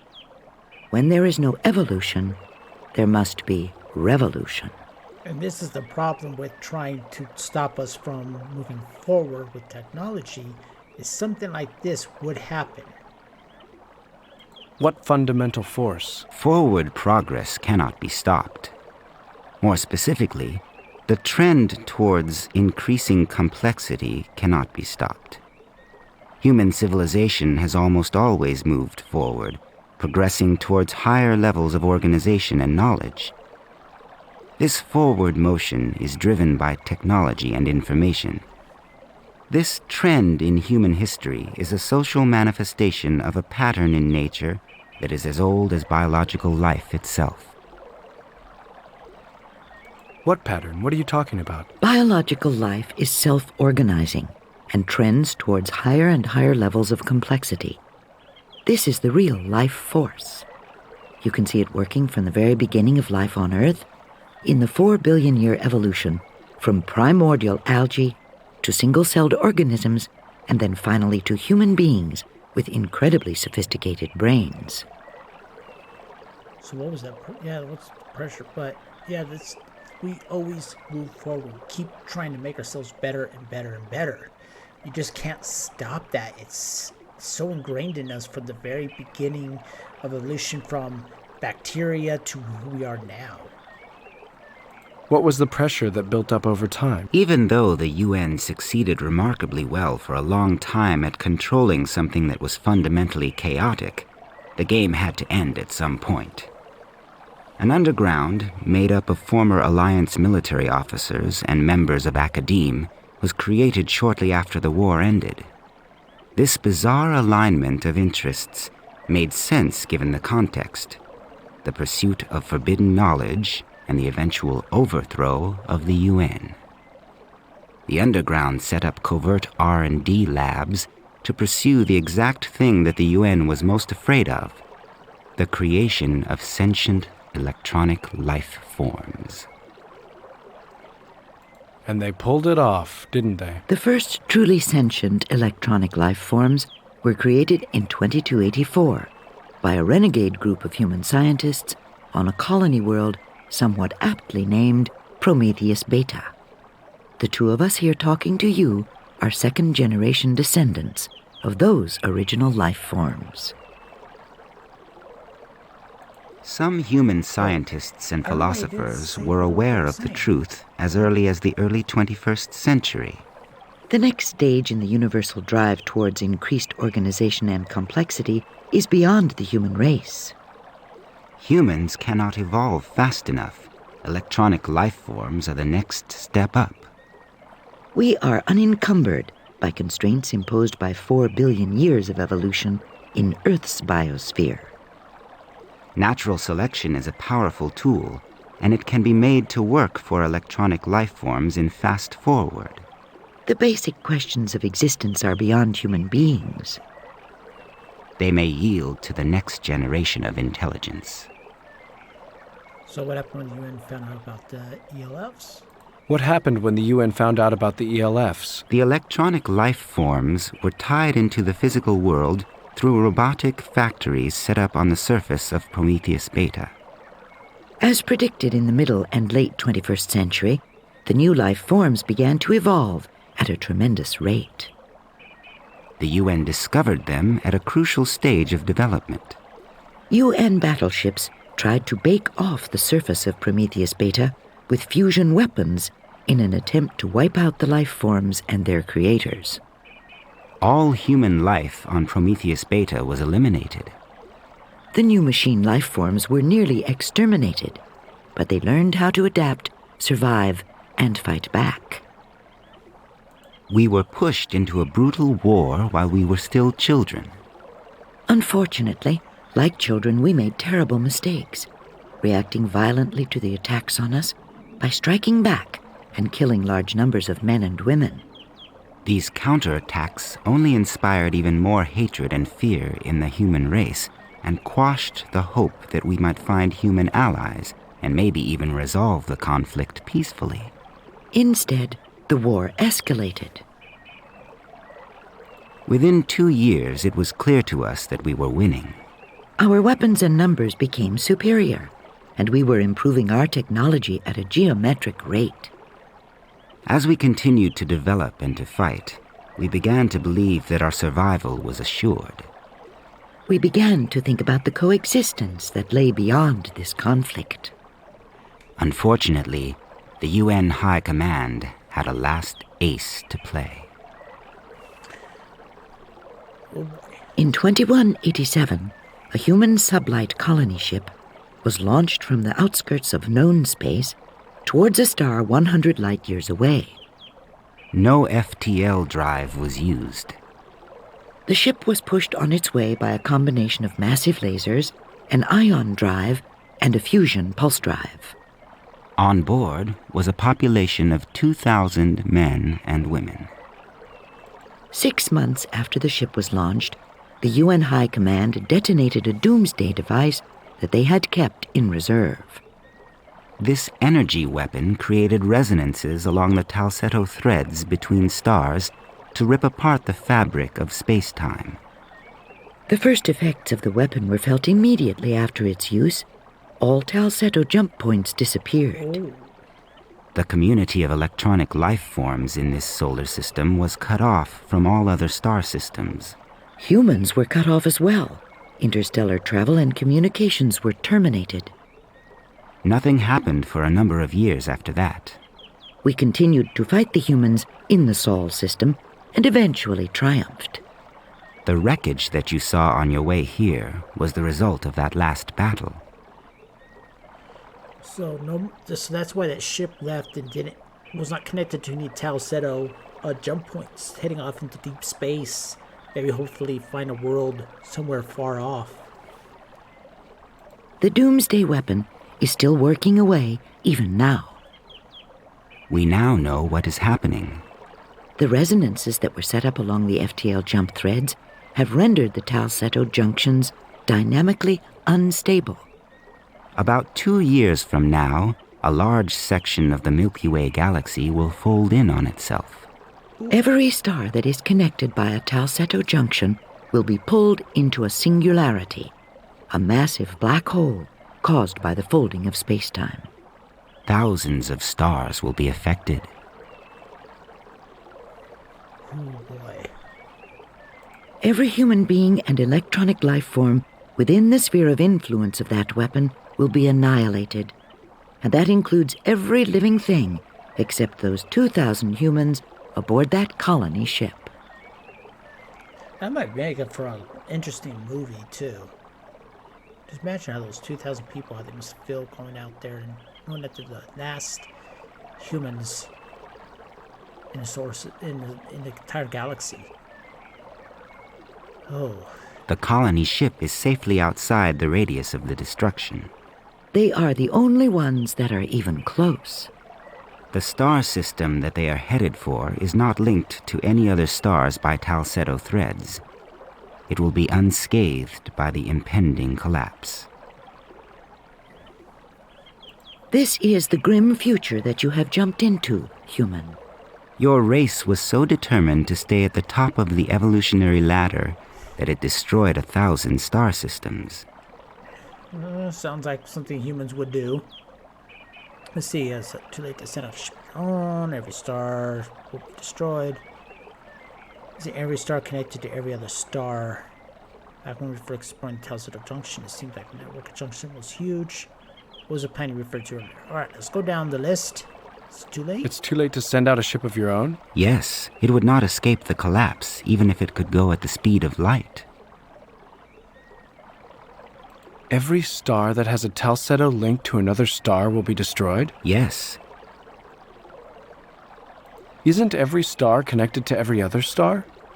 Back when we were first exploring Talsetto junctions, it seemed like the network of junctions was huge. No, the network of jump points was finite and was completely explored and mapped by the middle of the 23rd century. The next step in the exploration program was to send sublight probes to the nearest stars that weren't connected through the jump point network. Perhaps these stars have jump points connecting to an entirely new network of stars and Talsetto junctions. I wonder if the Talsetto junctions were actually artificial. That maybe an alien race in the far past created them. Because it just seems like it's kind of weird how there would be a network of jump points that are finite. Like, how did they form? I believe there might have been artificial. What the hell kind of weapon did they use anyway? The principle behind it was a logical extension of the theory that led to the discovery of the Talsetto jump drive. The weapon itself was probably a large energy source coupled with a computer system, a graviton resonator, and an array of Talsetto cores. It was designed to create a dynamically unstable reaction along the space-time deformations that define Talsetto junctions. And you can't reverse the process once it starts? In general, it is easier to do rather than undo, to destroy rather than to create or repair. Without access to the rest of our community, we do not stand a chance of halting the process or repairing the damage. What is the plan you referred to earlier? Your arrival here gives us an opportunity to avert the catastrophe that we have described to you. Before we explain how this might be, we have arranged for a demonstration of some basic principles. This is where the game really lost me when I was younger, but now I'm actually understanding this a little bit more. I'm more intrigued about this. The AIs disappear in a flash, and you are once again hanging in space. Instead of a door and a pedestal in front of you, you are what looks like a plane in space. Numbers and letters are hovering above and below. A clock is in the upper right, and this is really weird. Perhaps even beyond weird. But the weirdest part of all this is a collection of tiny little square creatures standing on the plane. Hello, Jiffy. The Jiffy is a strange construct, a collection of electronic blue lines drawn in space. The lines define a square body, arms and legs, and a materialistic set of features. So we're at now. Yet. This is now. This is now. You're looking at now. Whatever happens now is happening now. This is yet. It will be now. When will now be now? Soon. How soon? I love Spaceballs. Can we talk to these guys? Jeffy sit upon the grid and indent on the square patterns created by intersecting blue lines. Who are you? What are you? We are computer constructs. What is this place? This is our world. Where is your world? This grid is our world. What is above? What is below? We exist within two spatial dimensions. The grid is our world. Your world. Looks like you're sitting on a grid. That would imply a third dimension. We appear that way to you because we are rendered that way. To us there is no up or down, only across. What are you doing here? We are waiting to go home. Where's home? We don't know. We know only that we must go there. How will you get there if you don't know where it is? A door will open in the world to take us home. A door? We wait for the door to open. Where will the door open? We don't know. Okay, when will the door open? We don't know. How do I get out of here? When we go home. Okay, so let's see if we could go forward.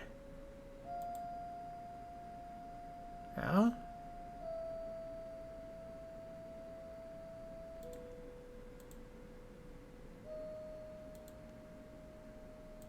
Let's go forward again.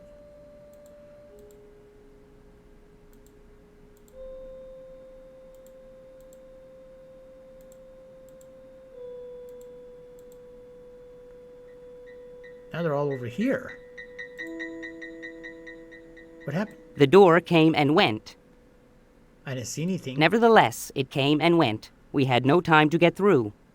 What does that mean? All is lost. We cannot go home. Won't come No. again? We had but one chance. Now what? The universe will end. Well, that's awfully dramatic. How long does it stick around? Not long. We all have to be very close to make it through. Did all of you have to make it? Yes. Where did you see the door? We saw it somewhere around position 5 on the x-axis. We didn't see where on the y-axis, however. Where? It was just after 07 on the clock. Okay, so 07. Let's go back again, and they're all back like this again. Maybe we could tell them? Hey, listen up. The door will appear... How do you know this? The door will appear somewhere along the x-axis. I have seen the future. Oh, okay. What will you now do? We will array ourselves along the 5 column. We won't miss it. Okay. Let's go forward here. Well, 2 of them made it. Now what? We saw the point on the y-axis where the door appeared. It was right in the middle of the world at coordinates 5C. When? It appeared just after 07 on the clock. All right, let's go back and tell those 7 people where they need to go.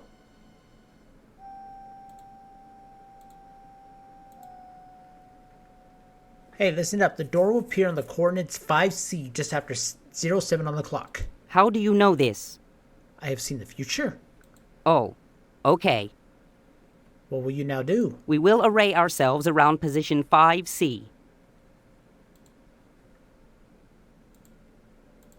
We made it home.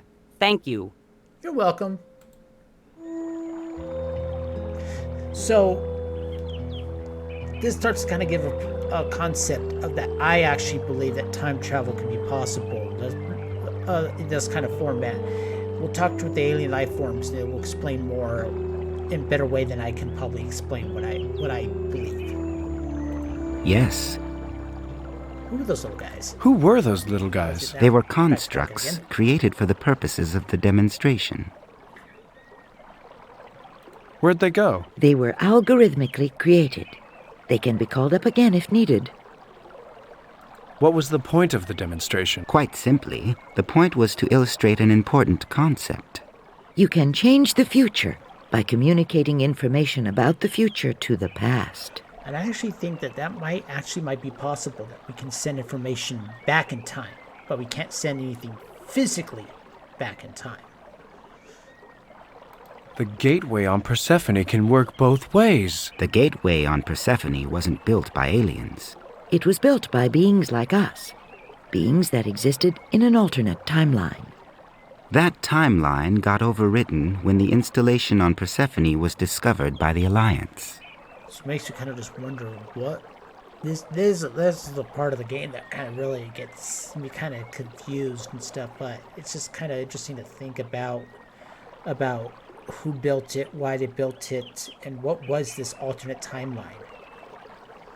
We hypothesize that the electronic life forms in the old timeline were threatened with extinction.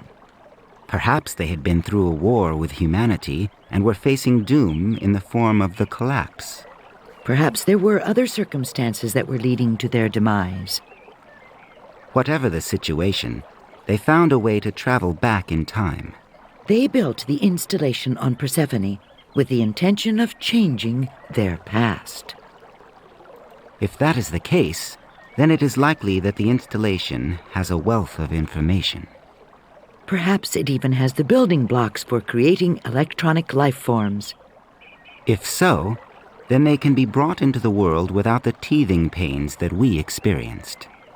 There might be a chance for the Alliance to win the war against the UN, and for humans to coexist in peace with electronic life forms. We believe that the gateway itself was just an error-checking mechanism for the installation, a way of verifying that the knowledge contained in the installation had been applied successfully. So there is at least the possibility of communicating information back from the future. Just a second, I just need to check something real quick.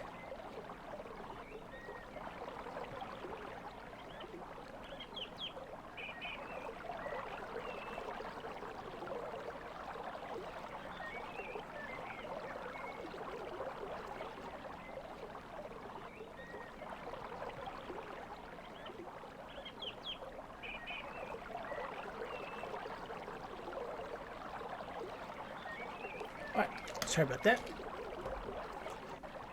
What happened to the gateway on Persephone anyway? Why didn't more people come through? The Alliance relief fleet dispatched by Admiral Decker encountered another UN fleet near Persephone about 4 months after you went through the gateway. The UN fleet lost the resulting battle. Before withdrawing from the scene, the UN commander decided to keep the installation on Persephone out of Alliance hands. She ordered a nuclear strike on the surface. The installation was reduced to radioactive glass. Nothing useful was ever recovered from the site. The plan put in motion by the beings in the original timeline was stillborn.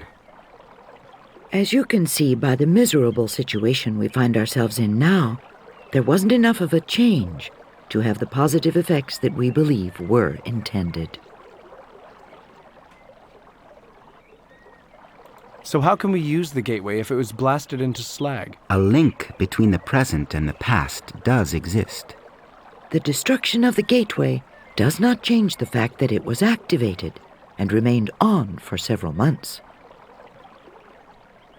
How was I accounted for to my family when they didn't find me on the Lexington or the surface of the planet? You were listed as killed in action. The Alliance Command believed you were on the surface of the planet when the UN attacked the installation. You haven't even seen the gateway. All you have are my memories. How can you be drawing conclusions? We have learned a great deal in a short time just by having you come through the gateway and appear in our midst. A great deal of theory can be validated without experiment just by the knowledge that your presence here is proof that it works.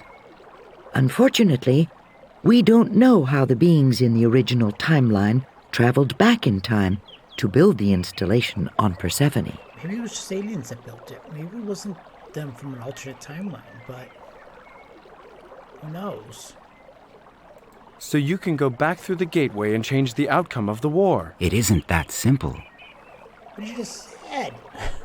You just said you thought the gateway could be used to send back information about whether the changes worked or not. Information, yes.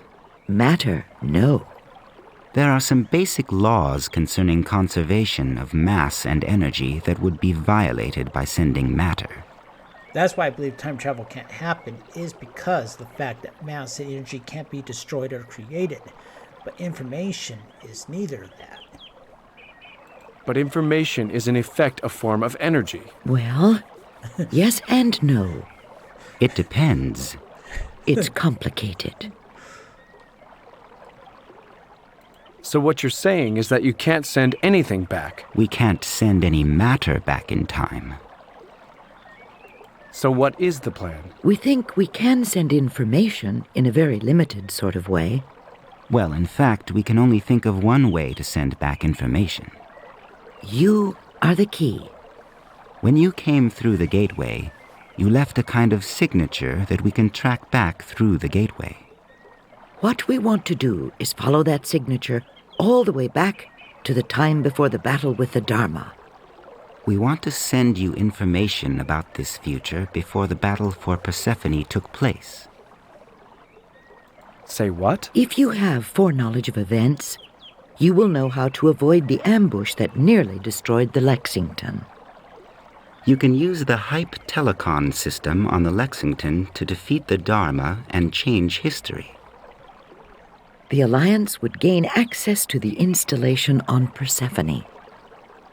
The plan created by those who lived in the original timeline would be fulfilled. This timeline would be overwritten by a new and hopefully better timeline. Hopefully. One in which humankind and electronic life forms learn to coexist and live in peace. How will you accomplish this? The machinery for the gateway was slagged. We are already building the necessary hardware. What would the practical effect be? We would feed back a subset of the memories that you have acquired since the Lexington met the Dharma in battle. Will I die here when this timeline is overwritten? It is hard to say. Did the beings in the original timeline ever exist? There is certainly evidence of their existence in the form of the installation on Persephone. You aren't being very reassuring. You haven't changed all that much since all of this began. Your death will be a small one. You will lose only a day or two. We, on the other hand, may not have ever existed. How will this work? Your consciousness can almost be thought of as an illusion, a pattern like a standing wave. This delicate pattern arises from the interaction of the matter that makes up your brain. We will apply a gentle stimulus necessary to change this pattern without directly affecting any matter. The change in the pattern will cause a change in the underlying memories. When would this happen? We would transfer the memories about 2 hours before the battle was to begin. I was asleep. You will wake up with the memories already there. You will have to act fast, however. You won't have much time. Trying to make this earlier. It's like I need more time. I don't have authority to give orders, taking hype. You should try to make this happen earlier. I need more time. I have no authority to be giving orders, taking hype, and trying to run things. You will have to convince your superiors. We can only transfer a limited amount of information. We will also suffer a degradation in quality for every minute we move back in time. It cannot be done any earlier. Oh boy. I say, I'm afraid I can't do this. I'm afraid I can't do this. I can't go back. I can't change history. I would betray the 2,000 souls in that colony ship and the billions who are sacrificing their lives so that those brave few may start again on another world. The UN was just doing what it had to do when it set off the doomsday device. We are indeed giving you a choice here. If you elect not to travel back, then we will reverse the effect of the hype modifications. We will make you as comfortable as you can be for the years and months that are left to us. Oh shoot. Am I able to reverse back on this?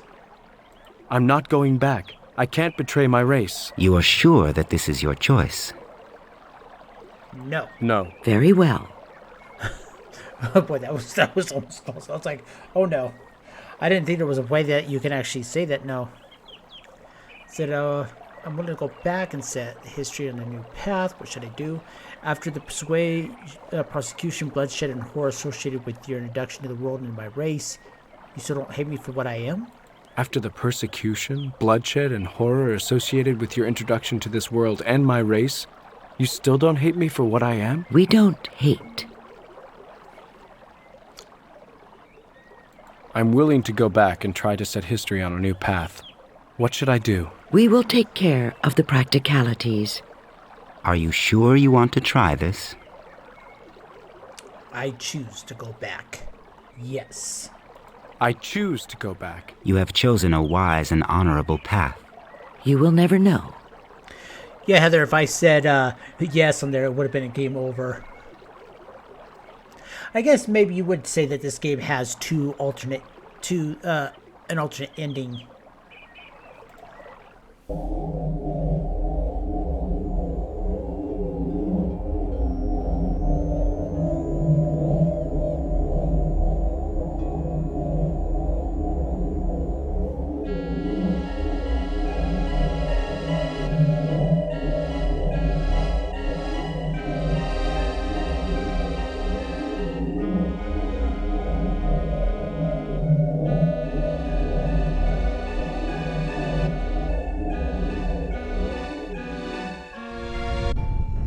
Slowly regain consciousness. Oh boy. Up and about, are we?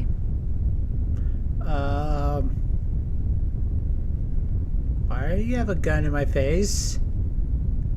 Where am I? You're in the med lab. We had to carry you in here. Oh my god, what time is it? What is the ship's position? It's 21:45. We're about 30 minutes away from entering orbit around Persephone. The Jericho is in position behind us. Do you have anything to say, Lieutenant? I don't know why there's no subtitles, but hopefully you can hear okay. What's going on? There was a report of a disturbance in your quarters. I authorized a petty officer and an ensign to break in. They found you writhing on the floor next to your bunk, screaming about hype, a UN ship called Dharma, Pandora, and the deaths of the entire crew of the Lexington. So here are my problems. First, you aren't supposed to know about hype. Only the captain, myself, and the medical officer have been given access to those files. Hype is classified top secret Omega. Second, you referred to a specific UN ship that has been unaccounted for by Alliance intel for months. The Dharma is one of the UN's new Geneva-class heavy cruisers. Another classified fact. This time, top secret Gamma. Third, you refer to our target on Persephone as Pandora, a classified code name given to it by Alliance mission planners. Last, and frankly most disturbing to me, you ranted and raved about everyone in the crew of this ship dying, except for you. Now, I want some explanations, Lieutenant, and I want them now. You won't believe You won't believe a word. Try me. Well, it's like this, and you're going to do the same thing probably that you did with Admiral Deckard when you talked to him on the comm about everything that's transpired. Well, it's like this. That is the most ridiculous story I've heard since I graduated from the Naval Academy. Now, I'm sorry, Lieutenant, but I'm trained to think of the simplest explanation as the most likely explanation. The simplest explanation is, you're a UN agent. No, that's Paul. You seem to know all about this mission. You've probably informed the UN as to our destination and time of arrival. Is that why you wanted to know where we are? You're expecting an ambush? Paul is a traitor, not me. Poole is the traitor, not me. You know, you may not be an agent, but it seems the most likely explanation given the circumstances. I have to assume the worst. Have you informed the captain yet? About you? Well, he knows that I came down here to find out what was going on. I haven't yet briefed him on the potential security problem.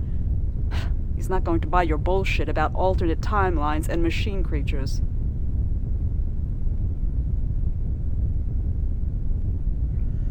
Well, maybe you gotta at least tell him about the Dharma. Will you at least tell him that the Dharma is lying in wait on the other side of Persephone? Of course. We're loaded for bear anyway. Let's see.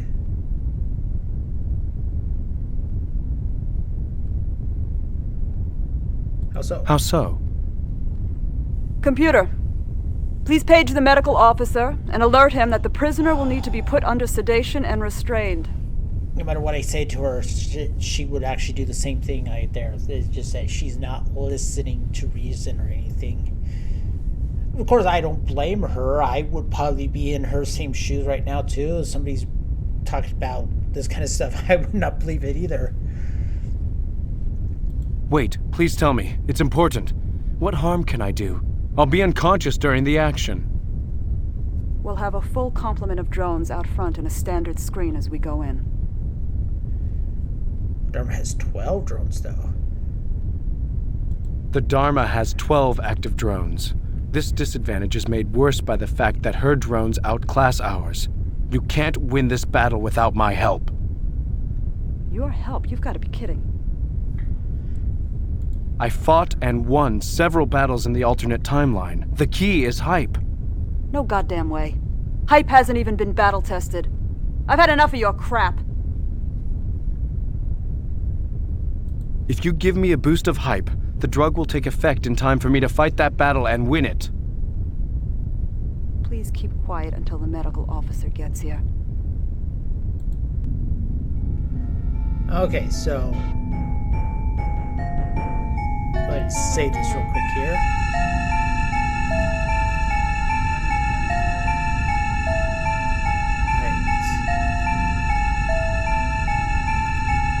This is Lieutenant Commander Jennifer Tran, one of the youngest, smartest, and most aggressive executive officers in the fleet. She is very tough. She doesn't look very happy right now. In fact, she looks downright pissed off. Cut the crap. Let's go to the cabins. Tran's not going to let you near those cabins. Okay, we have to wait until she's looking away. See remote control here. There's something lying on the bed under the auto dock's treatment unit. It looks like a handheld control unit of some kind. While Tran isn't looking, you bound over the auto dock and grab the handheld unit. She senses the movement out of the corner of her eye and comes very, very close to shooting you when she sees that you aren't threatening her directly and have simply changed positions. She shakes her head, gestures with the gun, and watches as you move back towards the back of the door. All the while, you hide the control unit in one hand. Now remember that note we read where it says that it will stun anybody within 2 meters if you enter 911. 911. You carefully enter the Dole's panic code in the three-digit auto-dock overrides that you have remembered from the note taped above the medical officer's console. I don't know what would happen if you never read that. As you specifically key each digit, you look at Tran. She's within range of the sprays. Will they work quickly enough to knock her out before she can fire on you? As you enter the last digit on the code, the auto-dock comes to life.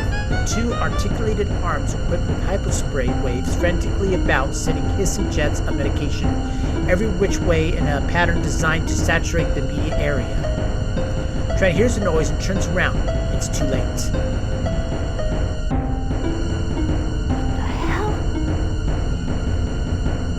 Hide Tran behind one of the bunks in the recovery room.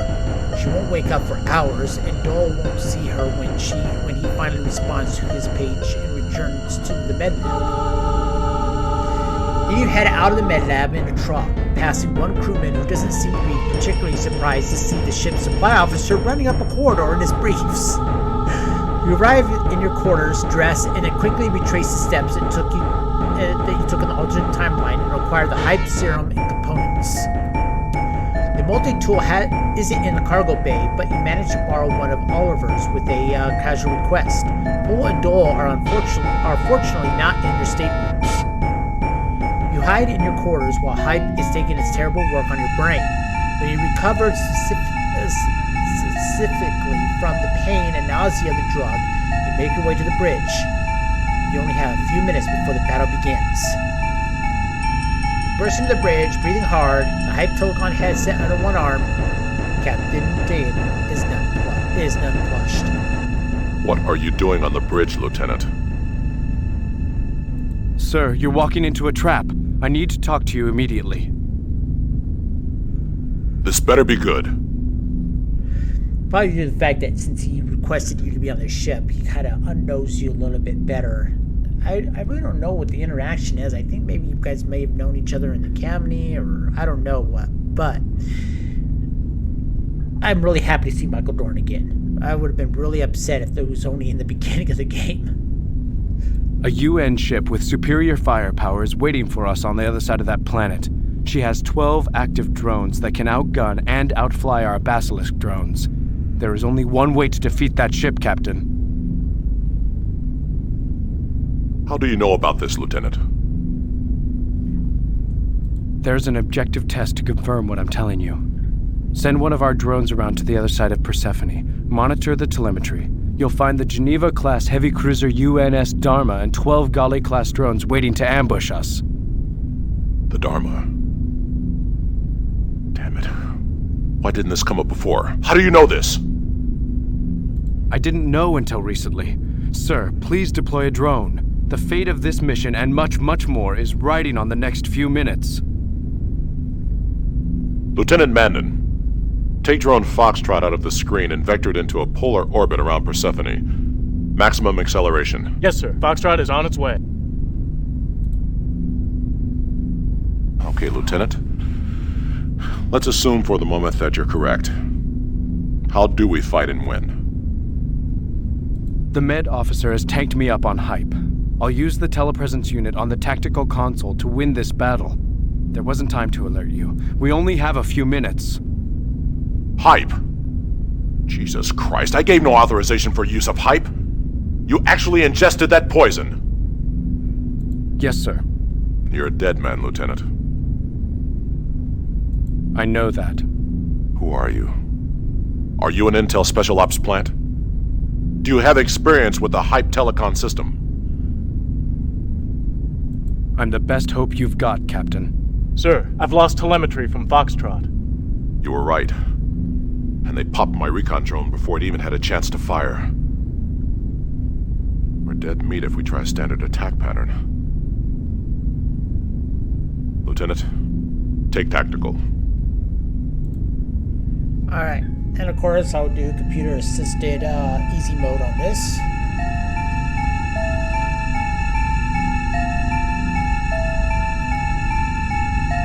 See, we don't have Foxtrot now, but we do have still a lot of... Now we only have 8 instead of 9 drones. Deploying. And of course, I'll leave Alpha. Alpha to guard the next In 10. formation.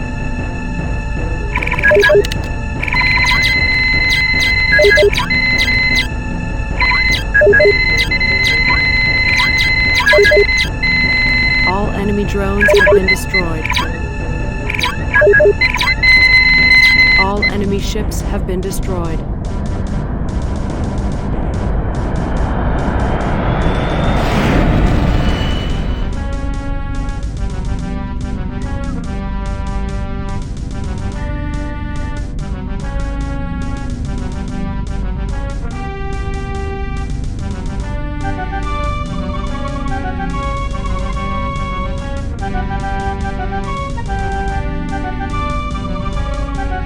There's the Dharma.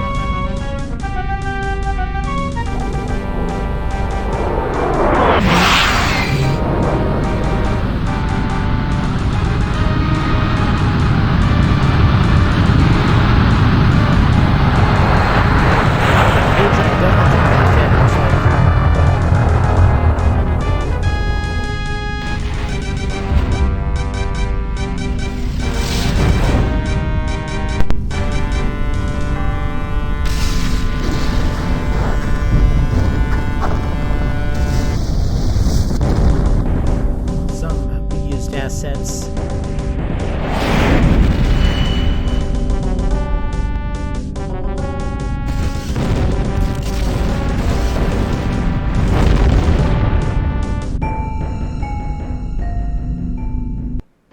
And so a new timeline was created, overwriting the old one that had been my reality. There was no material evidence that the alternate timeline had ever existed. All I had were my memories. and I knew that these would fade until the alternate timeline was really gone forever.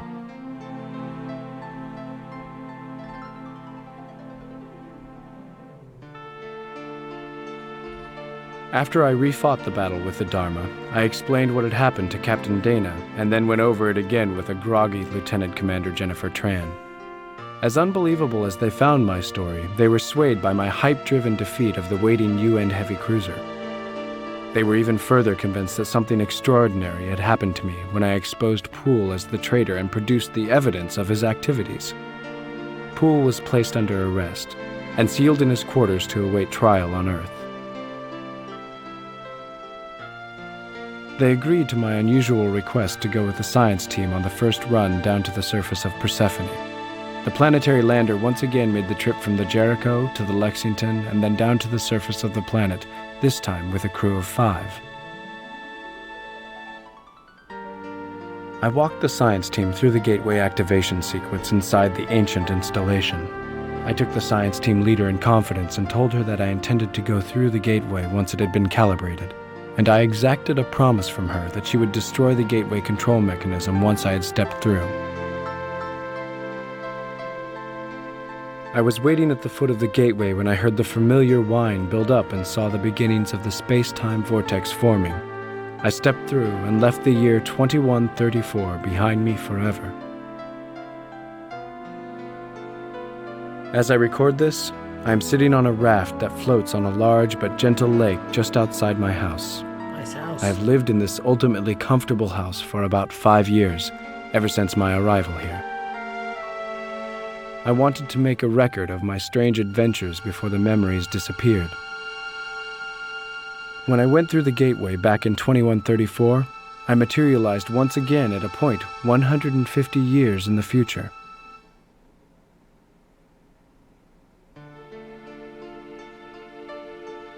This future was different. The Alliance did indeed win the war. The plan of the long-forgotten beings that created the installation on Persephone was brought to fruition. A new race of sentient machines now coexists in peace with a human race that numbers in the tens of billions of individuals. The new beings share their cyberspace world with us, and they have used vast space-based self-replicating robot factories to create something for us in the physical world. A gift, a tribute.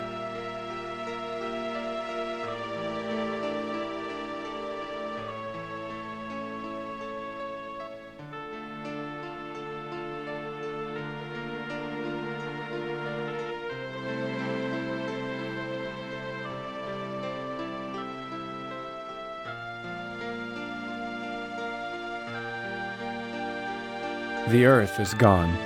In its place is a Dyson sphere, a vast hollow construction that surrounds the Sun at the same distance the Earth once orbited.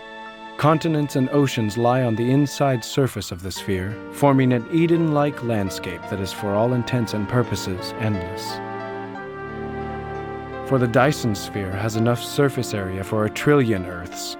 It will take a good many millennia for the human race to completely populate its new home. Meanwhile, the new beings that we now share the universe with are living on the outside of the sphere. They pursue the basic questions of existence. They have launched the first intergalactic ships. They have long since passed the point where we can even comprehend what they are doing. As for me, I find all of this to be a mixed blessing. The evolution of these fantastic and powerful beings was inevitable. But what of us? What of humanity? What purpose have we now beyond simple existence?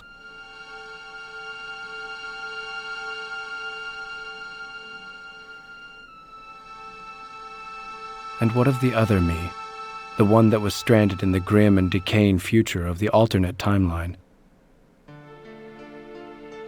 Did I die?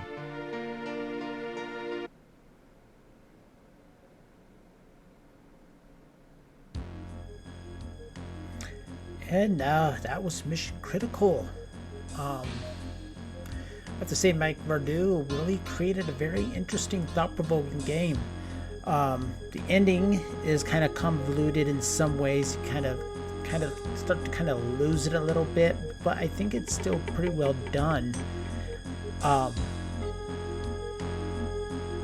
There's still some questions that I still always have, like about the original time robots that created that platform, why they built it that way.